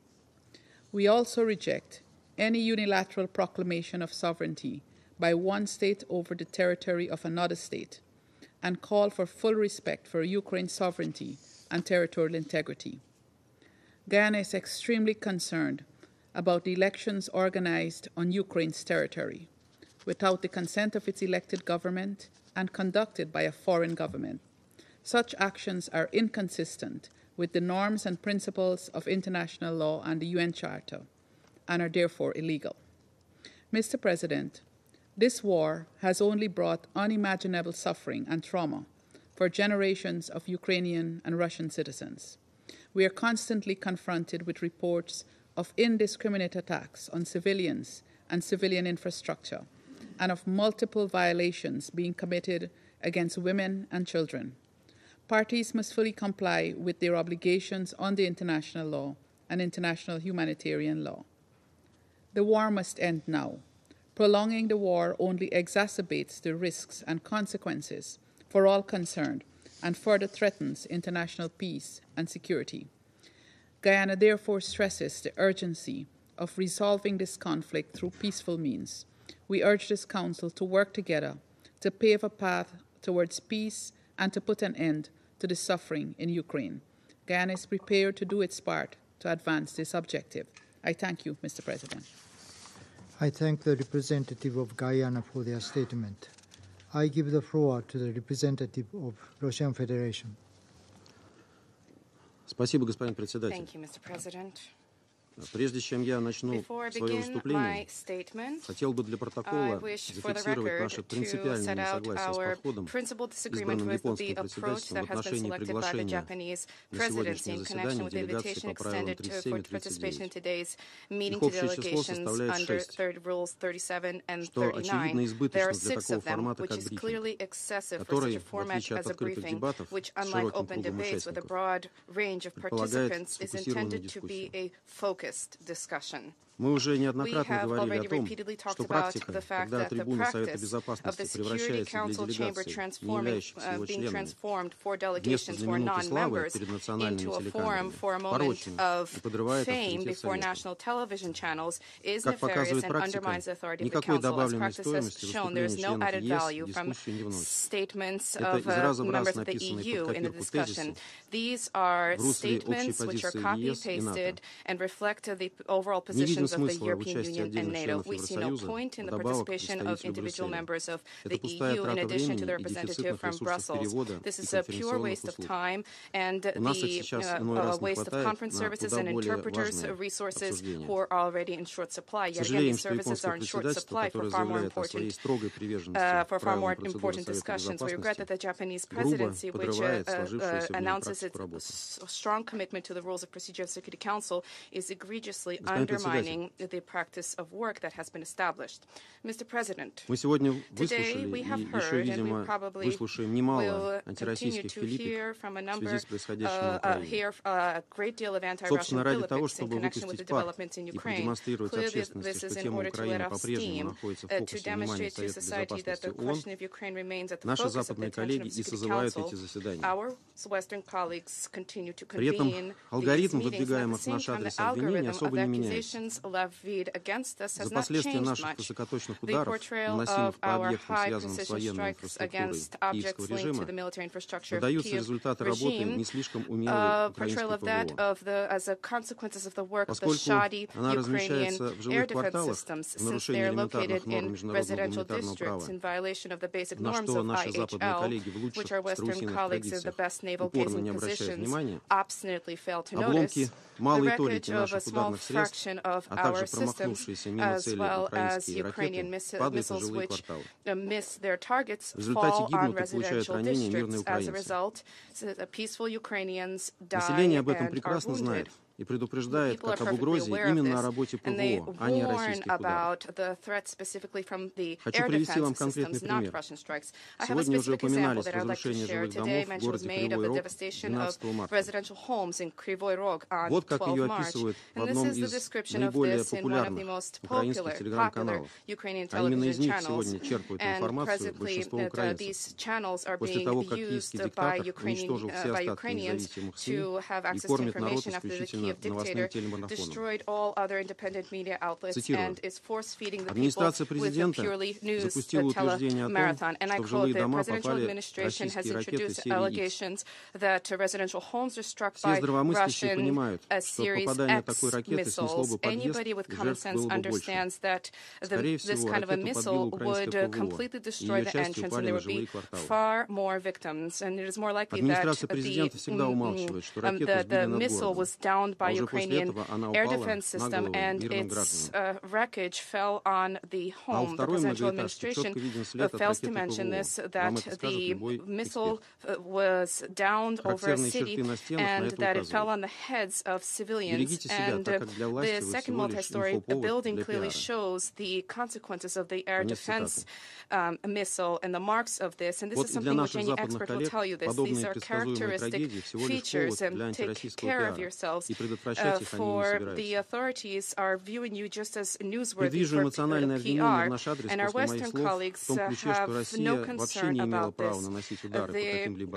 I can foresee emotional statements and allegations against us that saying that Russia had no right to carry out strikes against any objects in Ukrainian cities. Had it not been for Russia, they would say that the tragedy would not have occurred. No, ladies and gentlemen, if those strikes had not been carried out, there would have been other tragedies that would have transpired in the cities east and southeast of Ukraine, in eastern and southeastern Ukraine, similar to those which you preferred not to notice for the course of 8 years after the anti-constitutional coup in Kiev in 2014. Likewise, you neither noticed nor mentioned in your statements yesterday's strikes targeting Belgorod, and once again, the Czech vampire MLRS system was used, and the same MLRS was used by Ukrainian nationalists during a strike that same year on 3 December when 25 people died. Unfortunately, there is no representative. The representative of Czechia is not in this hall, in Czechia, which bears direct responsibility for the deaths of civilians in Russian cities. And since the end of last year, this Czech representative has been cravenly and studiously avoiding the Security Council. We hope that there will be those found in Czechia who will fully hold accountable the henchmen of the Zelensky clique for the crimes that they perpetrated. None of those delivering deadly weapons to the Kiev dictator should avoid responsibility. And this is something which we'll discuss in greater detail during the separate meeting on Western weapons deliveries to Ukraine, which we requested for the 22nd of March. Perhaps then the Czech colleague will summon the courage to show his face and to explain to the residents of Belgorod and at the same time their own civil society why Czechia provides the Ukrainian nationalists with deadly weapons which they deliberately shell civilians with, and let him explain this, for example, to 9-year-old Zhenya, who heroically shielded his 9-month-old sister with his body during the strikes, and they were hospitalized with serious injuries, or the relatives of the 3 people who died yesterday in that city. They died while they were driving their cars. The Kiev regime is intentionally shelling civilian in areas in order to intimidate them and to extract revenge for those who chose to reunite with the Russian Federation. This is impotent, bestial rage, which of course will change nothing. And there's yet, at the very minimum, another reason for this. The defeats and the loss of positions and town after town by the Kiev regime. And they are trying to detract attention of its own citizens from this uncomfortable reality. And to that end, virtual triumphs are being fabricated, such as the attempt to breach Belgorod Oblast by Ukrainian special forces. However, they only gain victories in TikTok from the 12th to the 14th of March. The losses of in the lives of the adversary were 1,500 saboteurs. Of them, 500 were killed. 17 tanks were killed. Tanks were destroyed, and armored vehicles were destroyed as well. Ukrainian television channels point to another reason, which has resulted in the Kievs carrying out such a suicidal, clamorous raids, sacrificing equipment and well-trained personnel who are already in short supply for Kiev. The thing is that the Ukrainian dictator who usurped power and stifled any manifestation of dissent, in line with the Constitution of Ukraine, as of 21st of May this year, becomes completely illegitimate. Vladimir Zelensky, who assumed power with the slogan that he is the servant of the people, single-handedly canceled in violation of the Constitution of Ukraine, canceled presidential elections, which are supposed to have been held this spring. Madam Di Carlo today told us about an odd call, a call to respect on our new territories, to respect Ukrainian law. Did you not think initially to call for Ukrainian laws to be complied with by the Zelensky regime? And I would like to put a question to our Western colleagues. You convened an entire Security Council meeting to criticize Russia for Russia's conduct of democratic elections on territories which administratively, politically, and economically are a part of our country, like it or not. And what about you, in terms of your vaunted democratic standards? How would you characterize the single-handed cancellation of elections by the head of state? How would you react if, for example, Joe Biden were to cancel the presidential elections in the U.S., or Emmanuel Macron were to cancel elections in France? Or is this something which we have yet to see? For some reason, you have not a single comment today regarding the cancellation of elections in Ukraine. Likewise, you studiously pass over in silence the existence in that country of a huge number of political prisoners. This perfectly dovetails with your standards of democracy, Ukrainian style. Once again today, there was nothing mentioned from our U.S. colleague in particular, not a mention of condemnation of the fact that Ukrainian intelligence services tortured in a Kharkov detention center an American citizen, a journalist, Gonzalo Lira. We also regret the fact that Madame Di Carlo has been spreading clear fakes about torture on Russian territories, was unable to summon the courage to mention the tragic death of Gonzalo due to the torture perpetrated by the Kiev regime, the death of a compatriot. Are these issues which for you or the Office of the High Commissioner for Human Rights, are they of no interest to you? Let's return to the Ukrainian dictator now. As for achieving the goal of clinging to power, Zelensky has not come up with a solution yet, but he has shown that for that sake of that objective, he is willing to drown the entire country in blood and to sacrifice every last Ukrainian. And in order to shift the emphasis from the very uncomfortable issue, he needs a loud provocation similar to a staged provocation in Bucha. But given that the provocational essence of the Kiev regime is something which is clear to everybody, and the spectacles are no longer persuasive to anyone, he is failing in this, which is why he has introduced virtual victories and computer breaches. Well, and of course the accusations are levied against Russia. How would it be possible to do anything otherwise? That being said, of one thing, the kingpin of the Kiev junta can be certain, his accomplices in Western countries, who in other situations eagerly don the togas of defenders of democracy, for him will fail to notice not just his illegitimacy, but also the litany of crimes and dictatorial decrees from him, as was mentioned by Franklin Roosevelt quite memorably regarding the Nicaraguan dictator Somoza. I quote, "He may be a son of a bitch, but he's our son of a bitch." unquote. Since then, in American politics, when it comes to similar situations, essentially nothing has changed. Madam President, with your permission, I will not comment on the absolutely unforgivable attempts heard in this hall when it comes to intervention in the domestic affairs of our country. Those who delivered the sponsors, these statements have unmasked themselves. It's a good thing that their words will remain enshrined on the record of today's meeting. Like it or not, today, presidential elections have begun for Russia, and they will last for 3 days, and they will be carried out, including in the Russian regions, which we united with our country as a consequence of the expression of free expression of popular will in September 2022. The vote will take place in fully in line with the Constitution of the Russian Federation. I congratulate the residents of DPR, LPR, Zaporozhye, and Kherson Oblast on this. They're determining their future alongside us, and I wish to congratulate the residents of Crimea for voting for presidential elections for the second time. And 10 years ago, nearly to the day, they voted for reunification with Russia.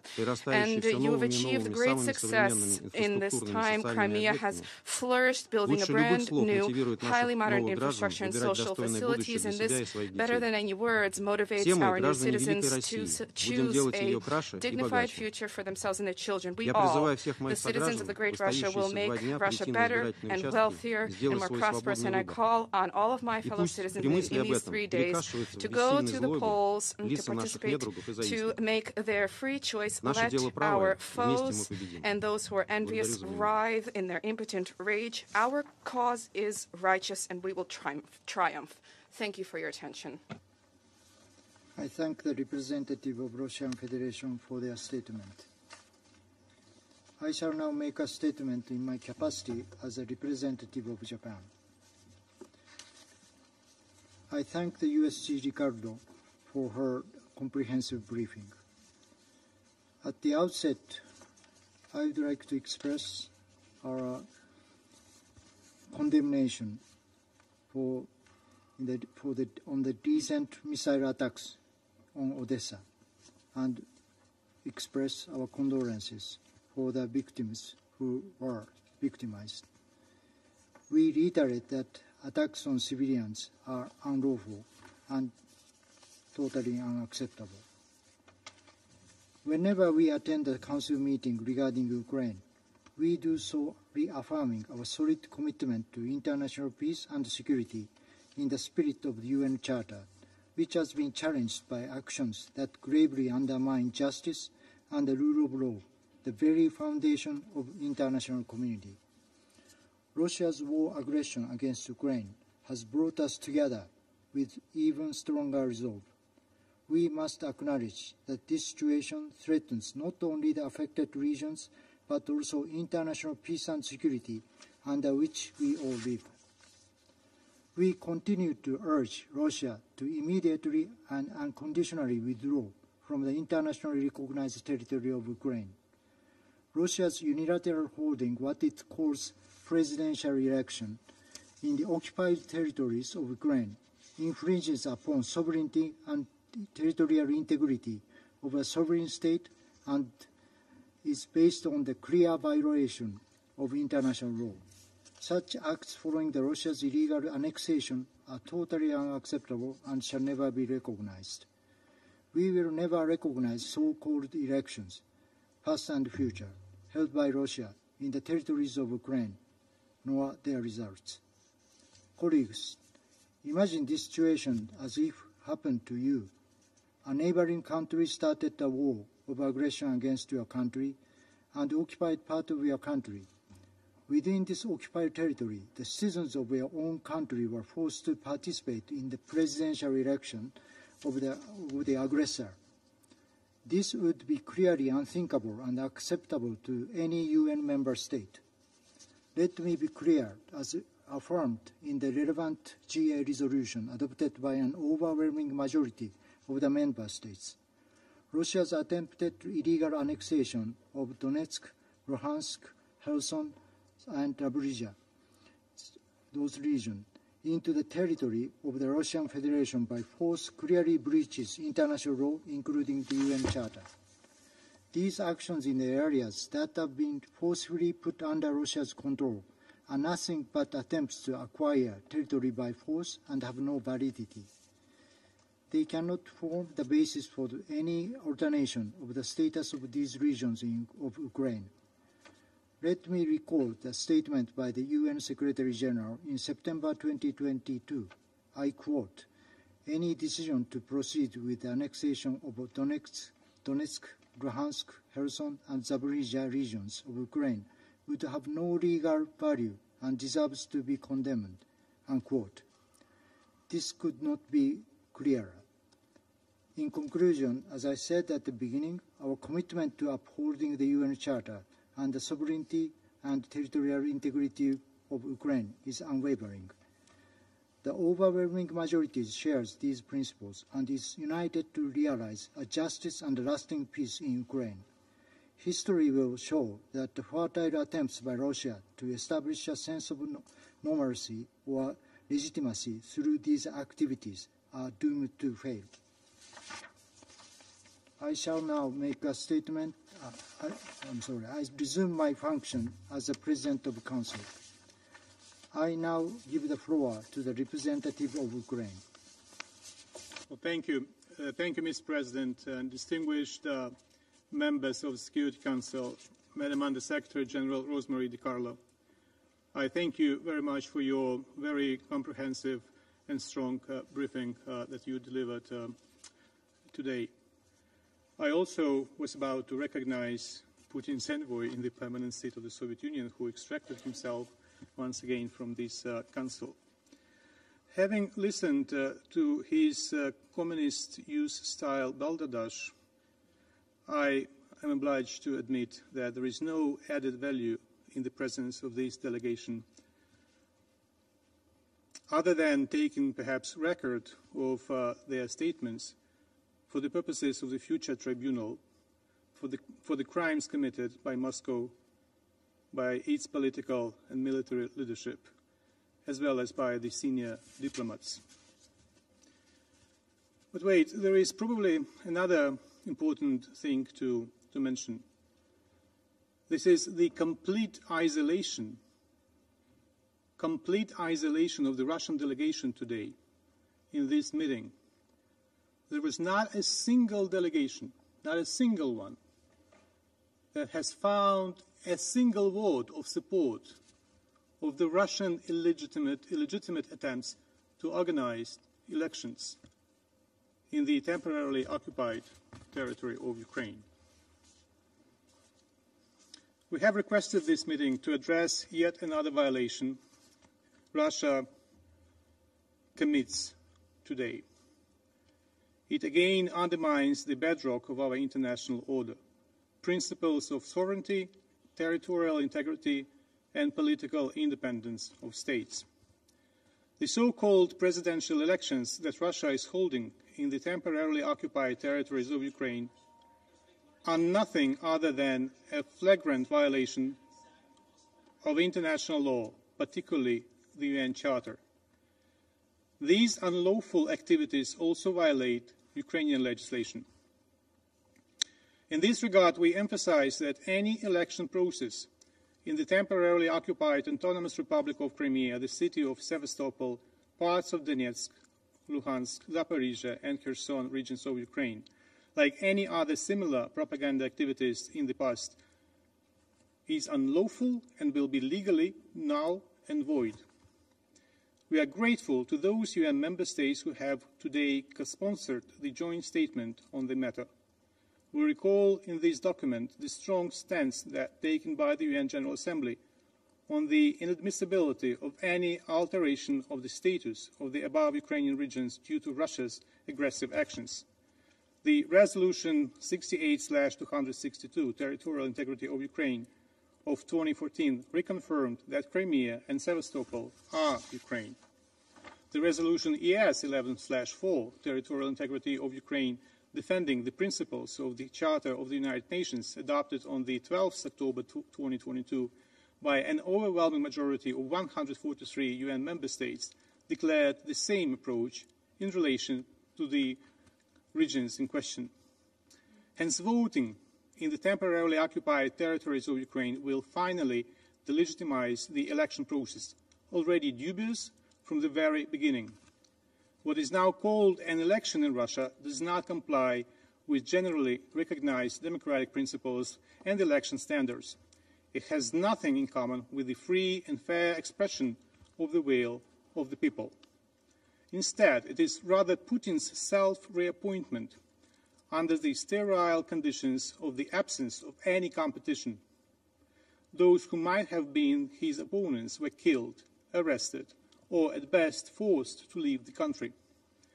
Those whom the Kremlin let participate do not even hide their technical role as a mise-en-scène for the predetermined winner. The temporarily occupied territories of Ukraine have a special role in this mockery of an election. Full closure from the outside world enables the Kremlin to fabricate any turnout numbers and election results it desires. We observed a similar situation in the fall of 2022 when Russia reported about 80 to 90% voter turnout at the fake referendums. A year later, at the sham local elections, the Kremlin again fabricated much higher turnout numbers for the occupied Ukrainian regions, from 63 to 76, while the average turnout for Russian territory reached only 43%. Mr. President, the sham election process in the temporarily occupied territories is marked with intimidation and coercion of the local population. The Russian occupiers have elaborated a lot of means to reach this end. Among them, threats against life, illegal detention, denial of access to health care and social services, threats of deportation and deprivation of property. We should not forget that these actions take place at gunpoint. The report of the Independent International Commission of Inquiry on Ukraine, presented today in Geneva, contains shocking evidence of war crimes and crimes against humanity, which remain a grim reality in the temporarily occupied areas of Ukraine. Torture and willful killings of civilian residents, rape and sexual violence, and crimes against children are on this list. For instance, as follows from the report, and I quote, Russian authorities, mostly in groups, conducted house searches, sometimes on multiple occasions. They threatened and intimidated victims and their family members with weapons, including by shooting near their heads or legs. Perpetrators raped the victims in their homes or forcibly took them to premises which they had occupied. There were also cases when women, I quote, were subjected to sexual violence as punishment for support of the Ukrainian authorities. Just bear this in mind when Putin's envoy tells you about the so-called free people's will in the occupied territories. Forcing millions of Ukrainian citizens who live in temporarily occupied territories or who have been forcibly transferred to Russian Federation territory to participate in the so-called elections is illegal. We condemn the illegal passportization of Ukrainians on those territories with Russian passports. Moreover, to expand their capacities for falsification, the Russian occupiers have even allowed the local residents to vote using their Ukrainian documents issued before the occupation. All mentioned violations of the norms and principles of international law put under question the legitimacy of the overall outcome of the so-called presidential elections in Russia, irrespective of their preordained results. We therefore call on the international community to resolutely condemn Russia's illegitimate intention to imitate presidential elections in the temporarily occupied Ukrainian territories, to refrain from recognizing the results of these elections, and to impose sanctions on those involved in their organization and conduct. We also call on the UN members to hold to account their nationals who, despite warnings from the Ukrainian side, showed up in the temporarily occupied territories as, quote-unquote, international observers of the fake elections. Foreign nationals who decided to be part of an attempt to legitimize the occupation of the Ukrainian regions will face criminal responsibility under Ukrainian legislation. Mr. President, Putin has been in power for 24 years, not through the free expression of the people's will, but through manipulation of the Russian constitution, propaganda, elimination of political competition, and through violence, including the assassination of prominent independent politicians. Over these years, Ukraine has successfully conducted 4 presidential elections. Compliance of these elections with the standards of democratic elections were observed by the most esteemed institutions mandated to monitor elections, in particular OSCE ODIHR and the Council of Europe. It speaks volumes that Russia decided not to invite OSCE observers, despite these contradicting its commitments as an OSCE participating state. Indeed, this travesty of an election does not require an impartial and independent assessment of the process. In this regard, the Parliamentary Assembly of the Council of Europe, in its resolution 2519, called for the recognition of Putin as illegitimate after the end of his current presidential term and to cease all contact with him except for humanitarian contact and in the pursuit of peace. The undemocratic nature of the presidential election, as well as the use of this election to violate Ukrainian sovereignty and territorial integrity, should speed up the execution of the warrant of arrest for Putin issued a year ago by the ICC. Immunity should not be extended to an aggressive dictator reappointing himself at undemocratic elections. The deadly missile attacks against Ukrainian cities carried out by the Russian forces this week serve as another proof of the need to intensify our efforts to bring Putin and his accomplices to justice. This morning, Russia again shelled the city of Odessa with ballistic missiles. 20 people were killed and 73 wounded. Moreover, Russia resorted to a despicable tactic of a double strike, hitting the site again while the rescue operation and clearing of debris were underway. As a result, medical and rescue workers were also among the casualties. Several days earlier, on March the 12th, a night attack on a multi-story residential building in the city of Kryvyi Rih, Dnipropetrovsk region, took the lives of 5 residents. Another 43 were wounded, among them 12 children. 3 people were killed and 12 others wounded on the same day in the city of Sumy, following the drone attack on a 5-story residential building. The organization of illegal elections in the temporarily occupied territories of Ukraine will be added to the materials of a future trial against Putin. We reiterate that the continued preservation of Putin's aggressive and revanchist regime poses an unprecedented challenge to the world. If not stopped, Russia terror and chaos will spread further.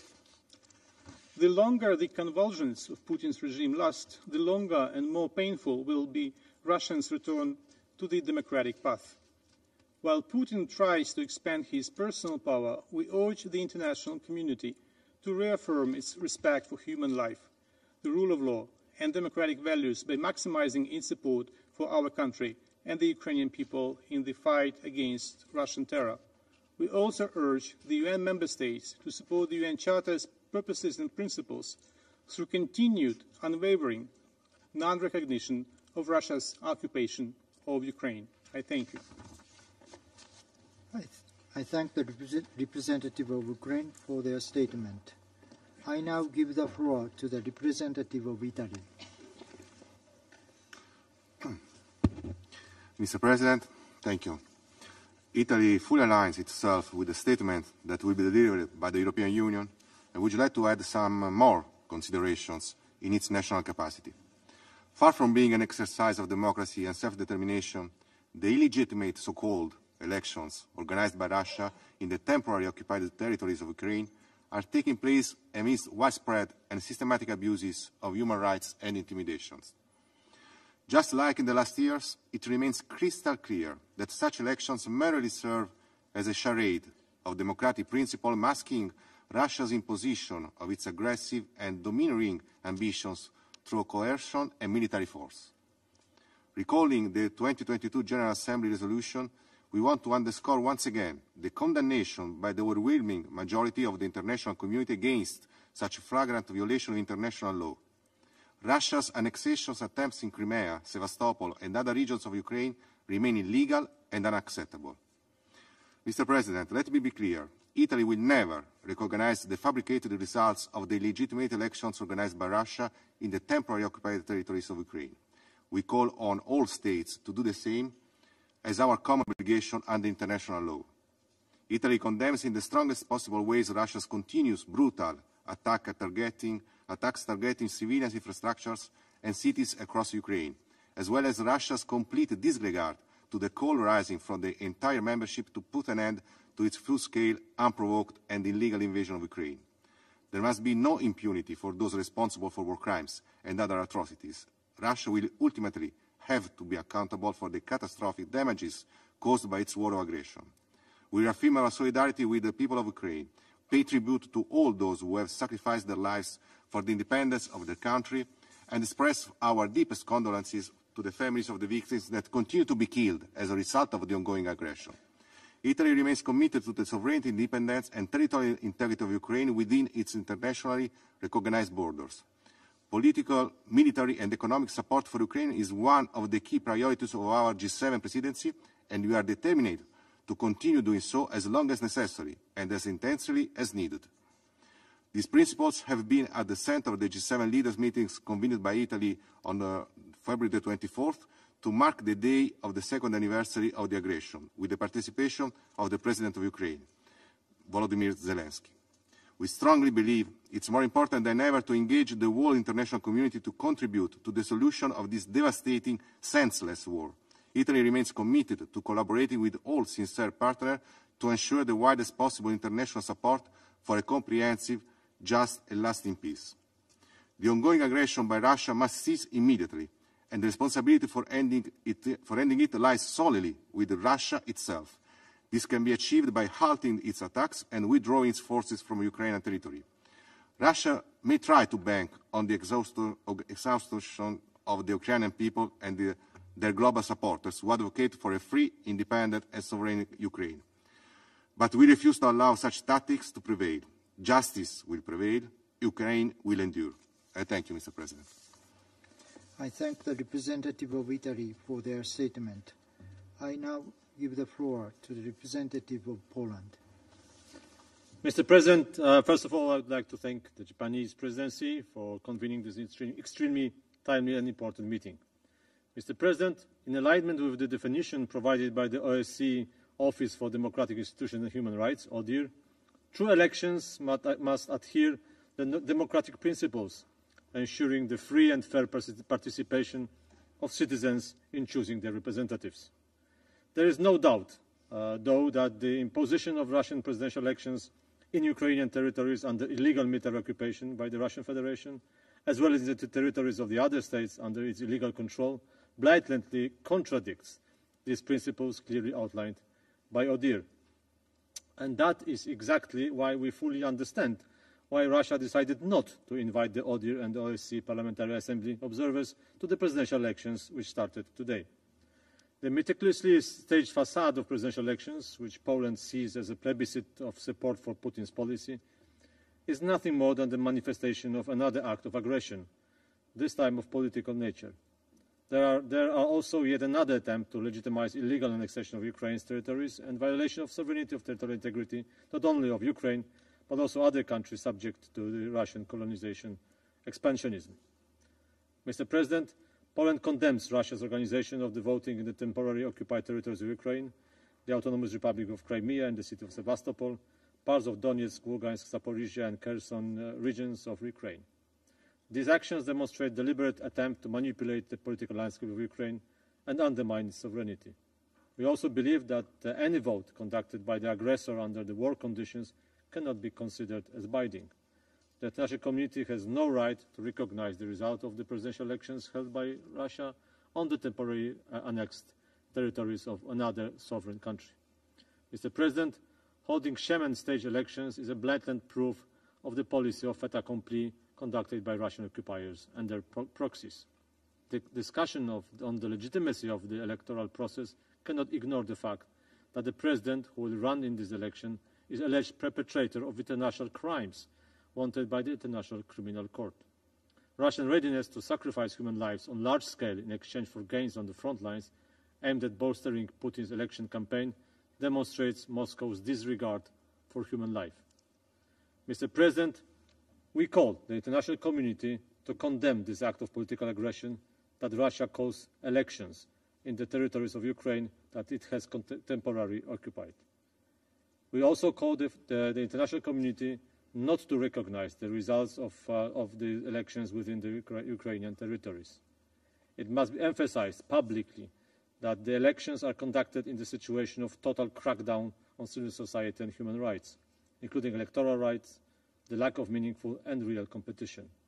We should also not forget that attempted annexation of the parts of Ukrainian territories and the organization of the staged referenda that were condemned by the 143 member states in the United Nations General Assembly resolution adopted on 12 October 2022. To conclude, Mr. President, Poland reiterates the importance of upholding the ODIHR definition of elections as processes that safeguard democratic values, transparency and inclusivity, and condemns any attempts to subvert this for political gains. We cannot expect the impartial and independent assessment of the voting, so the presidential vote will be the second time in a row that the OSCE is unable to observe elections in the country following the 2021 parliamentary elections, when no OSCE observers were deployed.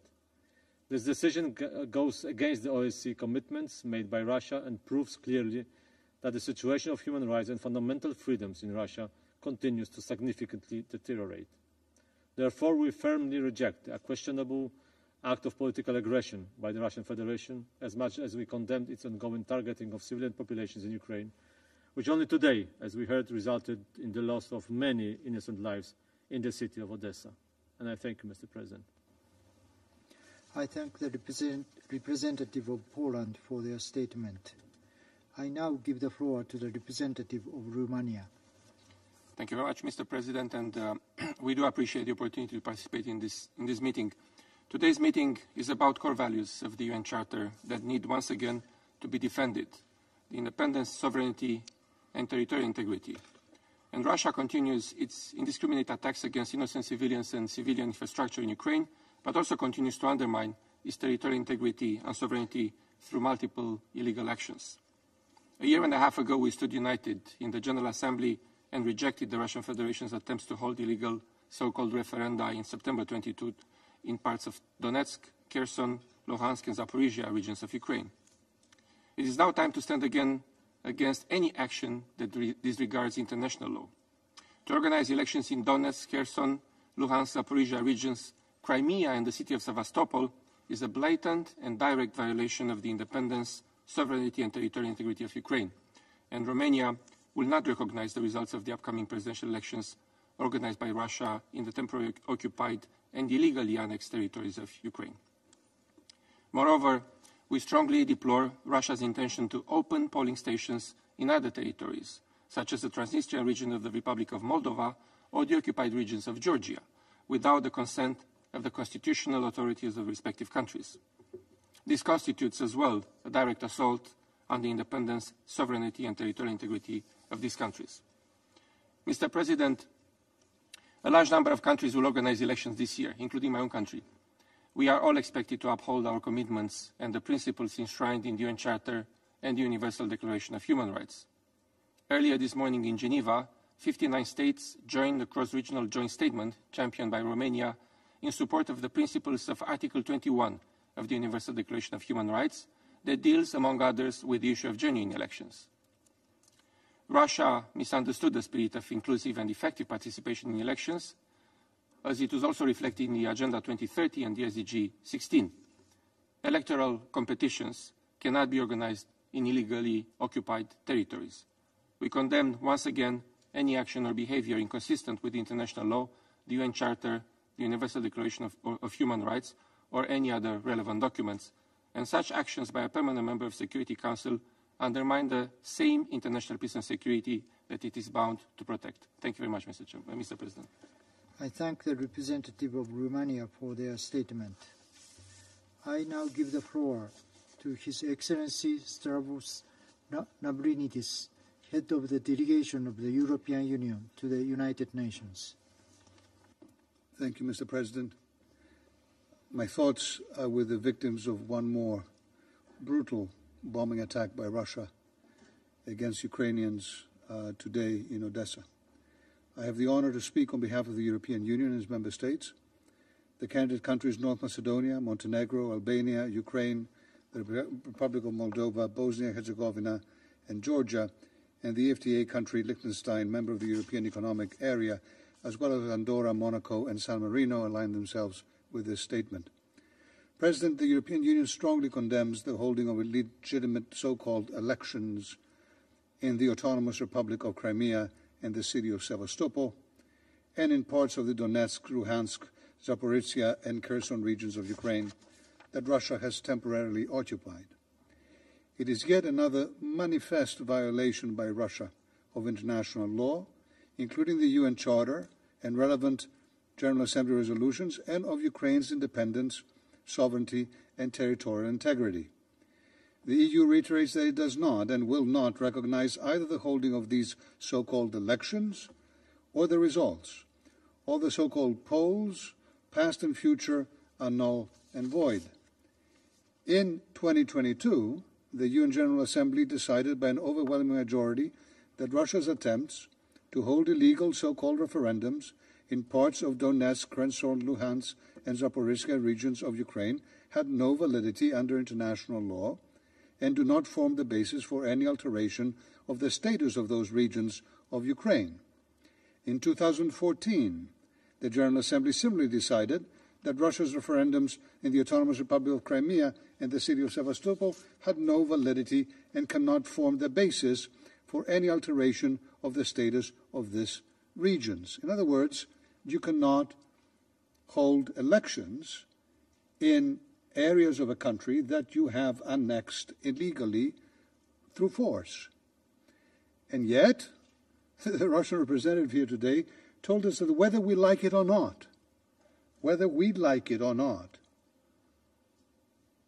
Russia will annex those areas and will hold elections and anything else it wants on them. Whether we like the UN Charter or not, whether we like UN resolutions that were adopted by large majorities in the General Assembly or not, Russia will do whatever it wants with impunity. Coming from a permanent member of the Security Council, boy, is that chilling. And all of us have a responsibility to unequivocally reject Russia's illegal annexation attempts. All of us must be clear to Russia that their actions also undermine all efforts to reach a just, lasting and a comprehensive peace in line with the UN Charter and are flagrantly illegal and unacceptable. The human rights situation, Mr. President, in the temporarily occupied territories also remains of great concern. International monitoring mechanisms, including the UN Human Rights Monitoring Mission and the UN Commission of Inquiry, which issued its latest report today, have concluded that Russia has committed a wide range of violations of international humanitarian law and human rights law in Ukraine. The EU fully supports the work of the UN to monitor and report on human rights violations and abuses and to support efforts towards accountability. Russia must enable full, safe, unhindered humanitarian access through the front lines and stop willingly withholding aid from people in need in the areas it has temporarily occupied.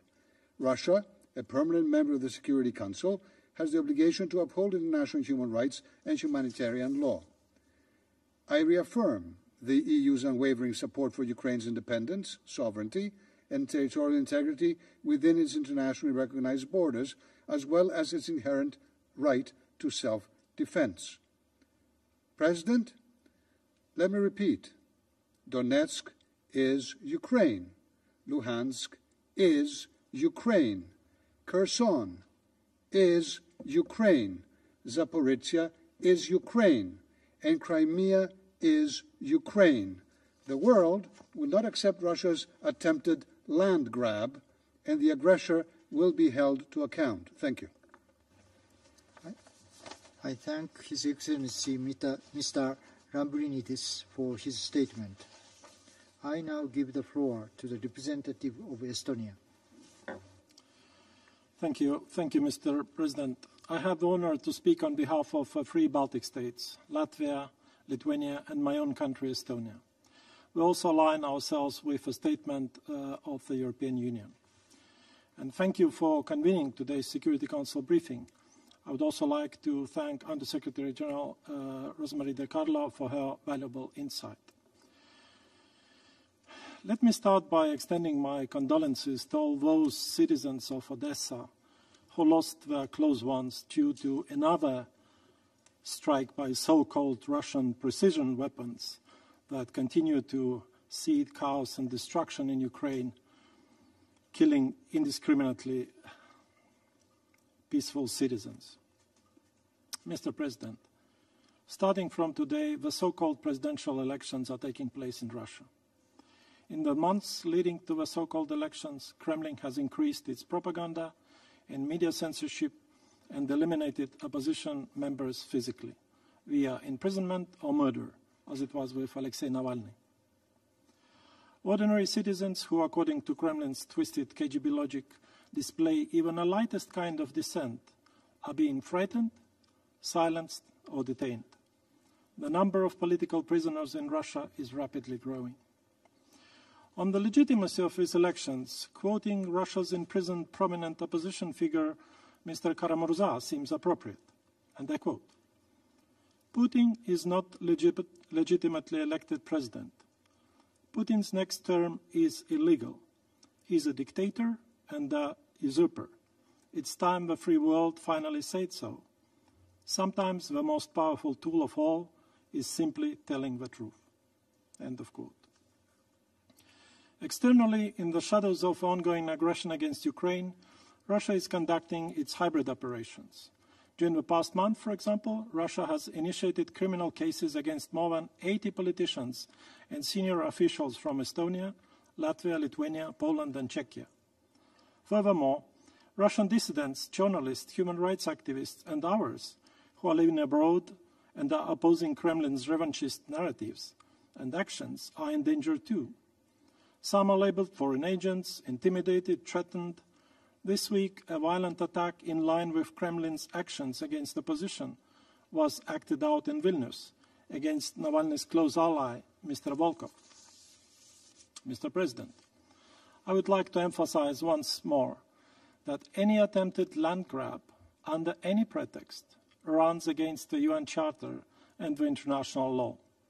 It cannot be justified or covered up with any fake referenda at the Russian gunpoint. Crimea, Luhansk, Donetsk, Zaporizhia, and Kherson are an integral part of internationally recognized territory of Ukraine. So-called elections in the illegally occupied territories of Ukraine, therefore, cannot be neither justified nor tolerated, as holding the so-called elections in the temporarily occupied and illegally annexed territories of Ukraine is in itself a grave violation of international law, violation of a UN Charter, and Ukraine's independence, sovereignty, and territorial integrity. Let me remind you that last year the General Assembly overwhelmingly condemned Russia's attempted illegal annexation of temporarily occupied Ukrainian regions. Mr. President, for these reasons, the Baltic states will never recognize or support holding of such fake elections, nor can they accept their results. Russia's war of aggression against Ukraine and all Russia's criminal actions in violation of the sovereignty and territorial integrity of Ukraine in its internationally recognized borders are not compatible with Russia's permanent membership obligations. Unfortunately, for 2 last years, by its criminal acts and by shielding away from accountability for its crime with a veto right, this country continues to drag down the entire legitimacy and image of this very Council, and thus of the UN. I regret we were not able collectively to prevent this or to stop it. Lastly, we once again call upon Russia to immediately, completely, and unconditionally withdraw all of its troops and military equipment from the entire territory of Ukraine within its internationally recognized borders. I thank you.